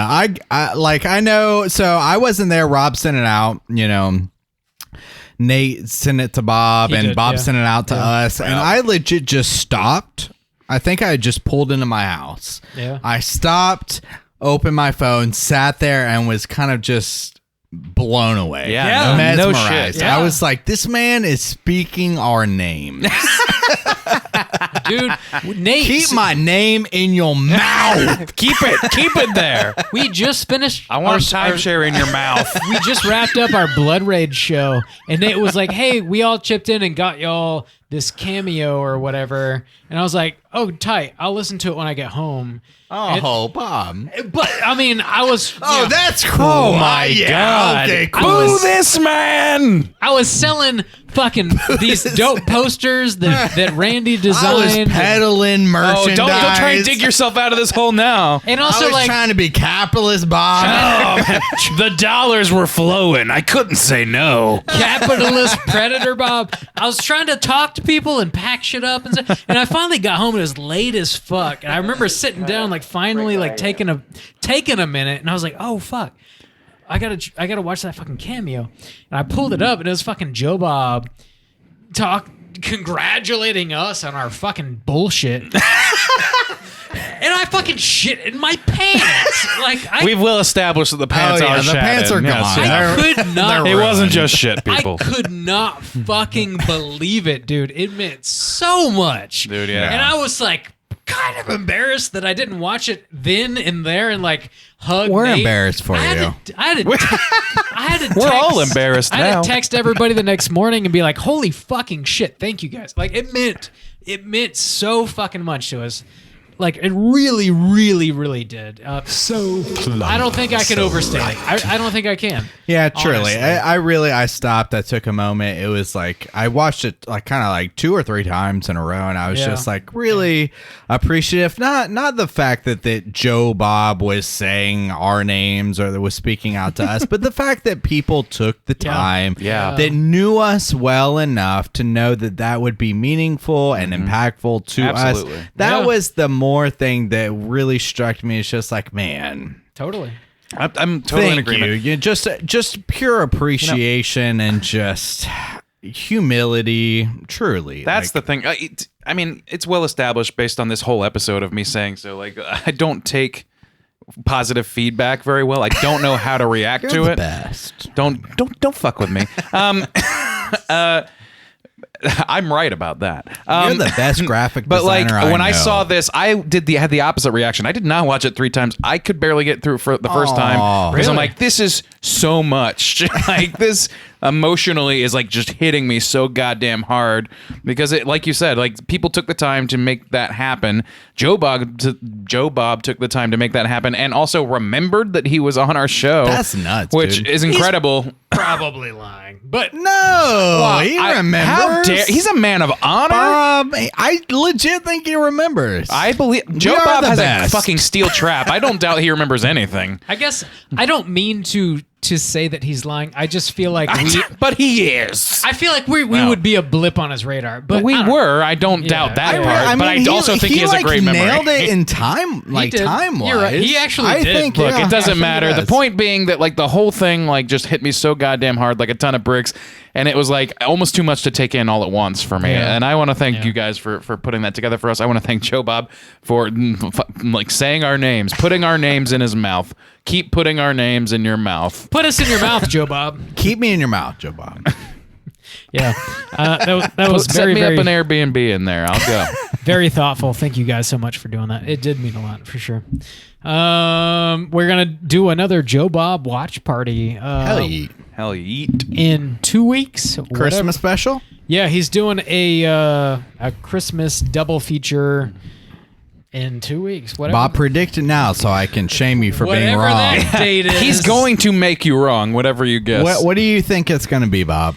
What are your It's- best guesses? It's the 16th. It's Friday the 16th. That's what it is. I think just he's like a going to week and a do half. Silent Night, Deadly Night, but the weeks. ones that have Well, nothing to do with Christmas. from this Okay. recording. That's From- my yeah. guess. Okay. It's 2 weeks. Okay, yeah. So that's the end of all of the pre-recorded voicemails that we have. Justin. So this we got a preference. Justin's doing a thing. We don't know what Justin it is. doing a thing. Randy and I have literally no idea what Justin is about to do. So if it sucks, blame Justin entirely and not Randy and I. So we suffer no slings, no arrows, but we will take credit. I want to point that out. we will take credit. We I was a allowed part this of to that. happen, Nothing but but- also part we of would Straight never Chillin' allow it if we history. knew how terrible it was. Nothing but just credit. Juice, take it away, man. What are we doing? All right. Boys, I'm a little twisted. How about No you? way. How y'all feeling? Come on. I specifically requested that we be a little twisted to do this segment. Well, Yeah. Corey came to make sure that Your happened. wish came Yeah, true. do you remember that? Do you remember when I requested that? I don't remember anything. Oh Okay. yeah, I remember the submitted memo that you put in that said I request. So the this is a Twisted." little wild because we did a live show and like things popped up here and there, people asking us questions. But here we go. Here's my segment. Here's my special segment. Okay, ready? Where did my? I'm sorry. Nope. Nope. December 22nd, 2019. Does that have any special meaning for either of you boys? Oh, that's the night I murdered that. Never mind. No, nothing. Is that when you talked about my fucking Blu-ray collection? Bomb. That means yes. That's the last night Yeah, this is that it. we wrapped up. This is it. Yep. That's the. That's what we're doing. We're doing it again. You don't respect yourself, money, or media. You're a fucking asshole. And now we're gonna talk about it. So this load got a little blown at our live show. Got a little blown. Just a little. But here we are. December 22nd, 2019 was the day we decided that Bob could have purchased a jet ski instead of buying so many Blu-rays as Sure. he did. Okay. During that time, 2019, the average was that Bob bought 22.5 Blu-rays a month for a total of 158 in 7 months, because we didn't start at the beginning of the month, but we averaged that it would Amateur numbers. 270 a year. 270 a year. Let's remember that, people. I won't. Ama- But I'll trust you. Please, let's Amateur. remember that. Luckily, thank God. Thank Justin. God to the heavens. The Yabos cardigan motherfucker. That Bob was hubris enough to start his own podcast called Let's Get Physical Media. It is not in the file. Where Bob decided it was wise. Why are you a Baptist preacher all of a sudden? He's cutting a backstage promo with WWE this month. Wise to the cream rises. Each month disclose how many Blu-rays he purchased a month. The scream always rises to the top. On record. Are you saying you listened? Oh, I've listened. I've listened. I've listened. Deeply. I've heard. And I've been told. Luckily, there is a record of Bob's misdoings. I feel betrayed. I feel betrayed. Bob, you thought it was a strength. Let me tell you, we're here to save your life. So, last time we traced Bob's addiction, it was 2019. It is now 2022. We've had 3 years of growth and hopeful recovery, but instead, I have numbers to reveal I'm to getting you. railroaded. Nay. Since we didn't track Bob's Blu-rays for the whole year of 2019, he ended up with 270. That was an average. Okay. It reminds me of a time that has passed. Yes, and even then we decided that Bob, he could have bought a jet ski, a new Sea-Doo Spark. If memory serves is that me. thing turbocharged? Yes. So here we go. That was 3 years ago, Bob. I hate this. So we're taking a 4-year average because we tracked 2019. Bob has given us the information for the past 3 years. So we now have 4 years. Robert Mueller's been on this for months. Of data to go back on. Here we go, Bob. In 4 years of tracking your Blu-ray purchases, here we go. This is kind of crazy. Because I stepped into your Blu-ray room the other day and I did an approximation. I was like, let me count these shelves. I'm gonna This is a man who is dying to stretch this even further. You motherfucker! So here's what I have figured out from listening deeply to your side podcast, our sister podcast, Let's Get Physical Media. Check them out. So you can also be shocked at Bob's Blu-ray purchases. Here we go. 304 average a year. That's not even a blue a day. to keep the doctor away. You have increased. You were 22.5 a month back in 2018. You are now 25.4 a month. I need to do better. In 4 years, you have purchased, on record at least. Before you finish, let's talk a little more about how shocking this all is. So, at least on record, 1,000. That's not true. 219 Blu-rays. Bob, will you recall that 2 days I was in your Blu room and I approximated it to be about 1,200? Yeah, I guess. Okay. So, based on our average of 2019, $20 a Blu-ray. I haven't even considered inflation. The duck face that's being made right now. I haven't even considered inflation. Well, that means you suck at your fucking job. job. Shit. This averages out to, Bob, 2,000. No, 24,000. What? $24,380 in the past 4 years that Bob has spent on Blu-rays, averaging out to $6,095 a year. I think Justin might have got mad cow disease. That is Well, no. So in 2019, we consider that Bob could have bought a jet ski Sea-Doo Vibe for close to $4,000. Bob has ranked it up. We were not counting Bob's non-horror DVDs in that year. Bob discloses his non-horror DVDs purchased on Let's Get Physical Media. Not all the time. But in average, $24,380. $695 a year, Bob. So, based on that statistic, I have here. It's wrong. I have here. It's just wrong. I have here a yacht. A yacht.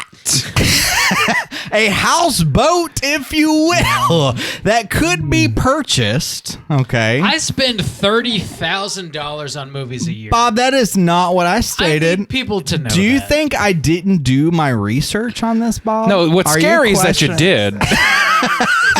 What's scary is that you did. That's the real horror here. I spend $69,000 a year. All right, so I we think it's have pretty here, telling that like Bob spent all this money on Blu-rays and Justin spent all this time on Bob buying Blu-rays. So here we have a yacht, a houseboat that we could purchase from Brighton, East Sussex, in the United Kingdom. England. Where's that? He's on the couch right now. We're bringing him in. I trust this man's Brian, math. come For on in. $12,239. Some of the descriptions of this yacht / houseboat. It's a very sturdy and comfortable yacht. Doubt it. Affording amazing value But for is the this money. as sturdy as the construction of that Babadook set? For I mean, I don't anyone know. wishing to take on blue water passage, making with a minimum budget or a comfortable cruiser for weekend sailors. Now that's only $13,000. We've got $24,000 to work with, don't we, Corey? So I also found this 2006-2007 Honda Aquatrax Florida Deuce jet skis for another $11,000. Corey affirms that these look like a really good deal.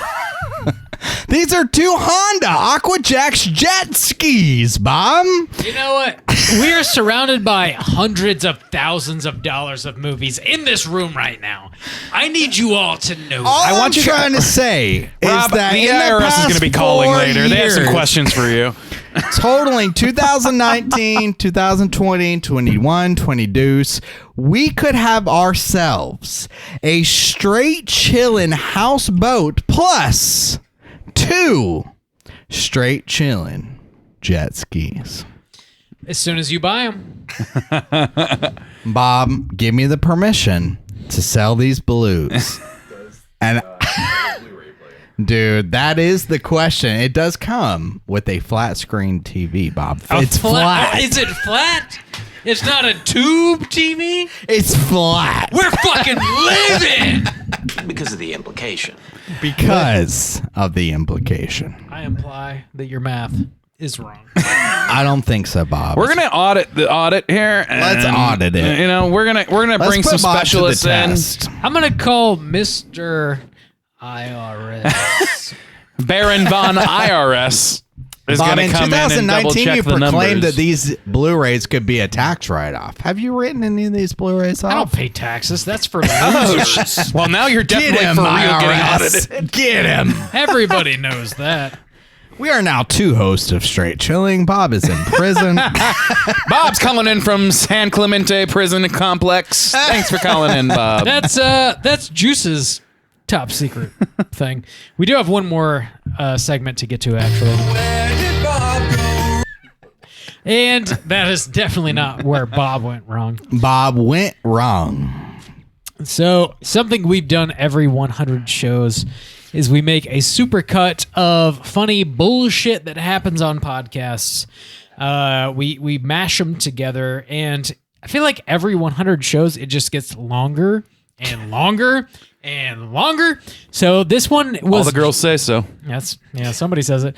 This one came in at just under an hour. I cut 10 minutes out of that to give you guys a bit of a sample. If you want to hear the rest of it, it will be available as a bonus episode over on our Patreon website. But I do want to play the sample of the supercut now. So let's have a listen. Here we go. What up, nerds? Welcome to another lycanthropic orgy right here at Straight Chilling. And you know what else? I'm really happy that I can finally say fuck on a podcast. So. Yeah. Oh yeah, pirate radio, baby. Fuck. Do you prefer daddy stains, Bob? I know you have a daddy kink.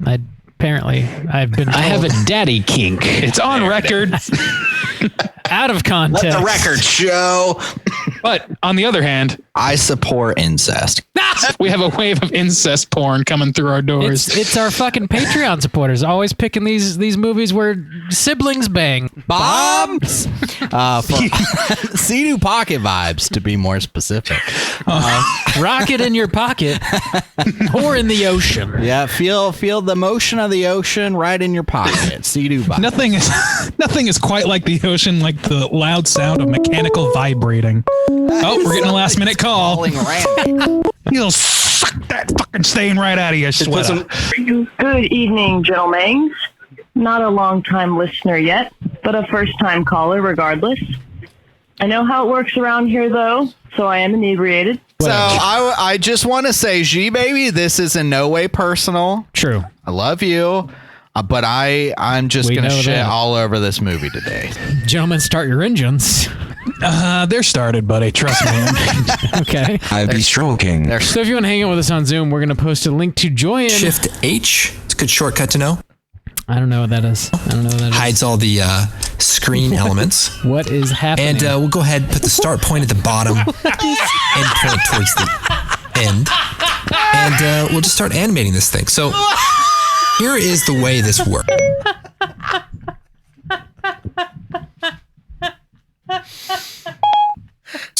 What you want to do is put the saber core over the saber in the shot. Here's crazy porn. We'll turn up the size.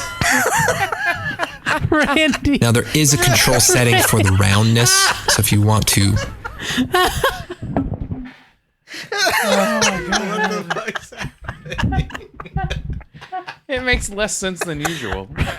Okay. Oh man. Randy is having some alpha. God, I wish that was like the raunchiest fucked up porn. We got some technical difficulties. Randy! We're back. The saber. So here's the full side. Let's move. What is with it? What the fuck is happening? The ghost in the machine. The saber. The saber. If anybody's drinking Malort, you're certainly going to stain something. So this is a pretty damn horny movie. Yeah. We can start right there. Yeah. This one is for you, King. I have a daddy kink. I'm currently working on a book called Transploitation with my amazing partner, Ren Crane. And we also have a whole team of writers that are doing essays in that book from just different perspectives about different films. I'm super, super excited about that. We did. And it was my first time at Spooky Empire. Bob, you're a veteran at this point. Mm-hmm. And it was nice to go to an event after this past year that we've kind of had where everybody's not doing anything. So it was nice to see people out in their costumes and see all the booths out there. And we had a good time. We met up with a lot of the kids from Something Ghoulish, and Mikey from Let's Get Physical Media was with us. And we met up with Michael from Horror Apocalypse. So nice. Yeah. Horror podcast community was showing up. The sooner you isolate which flavors of fatherhood forces your fluids to flow, the sooner you can find your inner kink peace. Sincerely, a friendly Mang. Ahoy there, folks. Step right up. Hurry, hurry. We got us a big show tonight, and it's going to be some dog shit. You should see Rob when he's drunk. He's definitely way hornier. The horny quotiont has exceeded capacity already. I'm not sorry. But since we're talking Straight Chillin' history today, we did a little reboot of Straight Chillin' where we bought new equipment and decided we're going to continue this podcast around episode 60 or 62, something. 62. And our first test was Joyride. We used to have a GPS I called Candy Cane. Candy Cane. Yeah, before we had smartphones. Before they renamed her Siri permanently. You had a Garmin. Sure. Do you kids recall Garmins? Do you know what the fuck that is? Army of Darkness, which is not really my favorite, and I think we know why. I don't like sand. deep inside Randy's ear hole. Just damn, plowing him with compliments. Yeah, thanks for It's my calling. boy Dick. It's Randy's boy dick.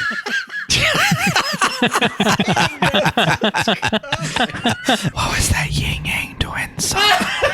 The whisper just song. whisper the whole time. I couldn't remember any of the lyrics. I think it's wait till you see my screenplay. I was in a bubble. Proceed with caution. Rolled your ass down there. It's our bubble boy. He's got a big, absorbed my ass down. big straight chilling logo on the side. Like, hey, is that Rollin' Randy from Straight Chilling? Rollin' Randy. Rollin' Randy. That's You what they call spot me him, around tag these him on parts. Instagram. You've got a boombox with Limp Bizkit playing. Rollin'. I guess all kinds. Don't touch me. Get your little greasy paws away. Behind the scenes. You're an evil tickle witch. Are you calling a cootie queen, you lint liquor? You lint liquor. Yeah, I'm also lint ticklish liquor. to the point where, like, whenever I go to the doctor and they like check lymph nodes or whatever, I was shit. like, What up, bitch, ya boy? It wasn't me. Stains. It was the goddamn devil. Devil made me do it, did he? Randy is out for this week, and to fill his gigantic void, we needed not one but two guests, and it's been a long time coming. Give these two gentlemen a warm welcome to the Straight Chilling Podcast. We have Jose and Shaggy from Cinema Villains. What's up, boys? What up, everyone? God damn, it is time. Finally. Motherfucker, you would wait till I move out of Florida before you actually invite me on the fucking show. man, thank y'all so much for having me on this show. This is a dream come true. I have officially reached the pinnacle. I'd like to thank my mom and my uncle for getting me into horror movies as a child and preparing me my whole life for this moment. This one moment. Thanks, Randy, for pointing out my voice on the phone is sultry and made your boy dick hard. I appreciate that. I've gotten that before. Damn. Christopher Walken, he's kissing the kids. We all did Suck horror. your soul out your mouth. I'm gonna suck the soul out of your mouth. That's your mouth. That's pretty fucking good. That's better than I could do. That's for fucking sure. Always love the Foo Fighters. That's always good. Fighters. Ladies and gentlemen, Foo Fighters. What are you sipping on there, Juicy? Dude, Pepsi Blue from the fridge of Blurb. Pepsi Blue, dude. I drank this and it immediately tasted like Bob's 9th grade. You tasted my 9th grade. I did. I feel like that's probably not the most delicious taste, just on description alone. Mortal Kombat. Whoa, get over her. Get over her. Oh, God, yes. Come with me. That's the new Scorpion tagline, I think. Yeah. Oh, God. Yes. They retired. They retired. Get over here, and they're now employing. Oh God, yes, come with me. If you're having problems, Dr. Randu says you can do. Call in. Fucking A. Oh, baby, how you doing, baby? You want to go swimming in the nude, baby? I'm ready to talk about some butterfly yourself. I'm so excited. It's what a lovely coincidence we're talking about this movie on Father's Day, and that song is just sort of a lyrical nightmare. It's just a perfect situation for you, Bob, because as we all know, I have a daddy kink. What up, bitch, ya boy? Walk beside the pony, diddy. It's my first ride. Stain. That's a hell of a stain, dog. Butterfly kisses on your daddy's little face. Turn 16. God damn. I would not like that. Mom, I did them already. Walk beside the pony, I might daddy. just reach out to It's my first ride. Meat Canyon. That dude's got to take this on. Meat on the track. You gotta get meat on the track. Meat on the track. My boy Meat. I don't know why that hit me. You gotta get meat on the track. Got my boy Meat on the track. Let's get Oh, my daddy's face. Let's get it right. She licked my asshole a little bit. I hope not. Oh no! Ride me on a pony, Daddy. It's my first ride. Daddy, don't cry. Oh, if only I done wrong, I must have done something right. God damn! I must have done something love in the morning. Butterfly kiss all at night. With the scat man. Like 20% of that was butterfly kisses. God damn. That's just a little taste of the my Supercut. Lord. Just a taste. There's another like 40 fucking minutes. Can I revise my shit. like? That's definitely one of the funnier episodes I would for me. die. We're sitting here cracking up on the same level again. That shit, that was a good episode, Butterfly Kisses. Shouts out to Simon for picking that one. Butterclisses. I like me some butterclisses. Best movie I ever done laughed at. I do that like movie that or that episode was funny as fuck. Yeah. That was good Faux shit. show. Ooh, Actually, good like a job. good movie, and also we fucking passed out laughing while talking about it. Yeah. So Yeah. It's a double tap for sure. It's Peace, 3 Eric, whatever hours your name later is. than when we Directed started that. this. Yeah, that's how time works. I mean, that is episode 400. That's what we had for all y'all. Boys, Dude, that's it. 400. Here we are together. Don't touch my arm. In another crevice. Don't touch my ass. Don't touch my arm. Thank you guys for tuning in, for real. Thanks so much for celebrating. Thanks for participating. Whether you've been chilling with us for 8 years or 8 minutes, it doesn't fucking matter. We appreciate it. It means If a you lot. hung into those 8 minutes, man. It means a lot. Yeah, we got it. The Supercut's going to be hitting our Patreon. If you want to hear the other 40 minutes, tune into that. Did you say 40 minutes? 40? Yeah. Oh my Lord, I might die. Mother Thank God you didn't play it tonight. Dude, the Supercut, I listened to it alone and sober and laughed a lot, but also like it's masturbatory, so take it. Well, yeah, Okay, of course. You know, This whole episode. no. That's what 100 episodes are, boys. You gotta be jerking off. Quite ironic. You have to be jerking off. You must jerk. That's the cost of entry. We're gonna be back next week with a brand new show. We're back What are we to talking about next week, Bob? We're back to talking about like actual movies, full on movie Movie reviews. Episode 401. It's a new release. I'm gonna give some deep insights and It's a Christmas. insight. It's a Christmas horror movie Hell yeah. called Violent Night. Yeah. We're talking Find about the it. jolliest bunch of assholes this side of the nut house. This side of the butt house. Check us out. That was an unnecessary pun. Boys, drinks up. Funny. We're fucked up. Cheers. 400 down, 400 to go. Thanks, genuinely, thank you to everybody who participated in this week's episode. Check out Violent Night. Get ready for next week's show. Until then, sign up to all our bullshit. Subscribe to our shit. Rate our shit. Rate our shit. All the love. Nothing but love from the Straight Chillin' crew. For real. This week means a lot. We'll see y'all in 7 days. Until then, keep chillin'.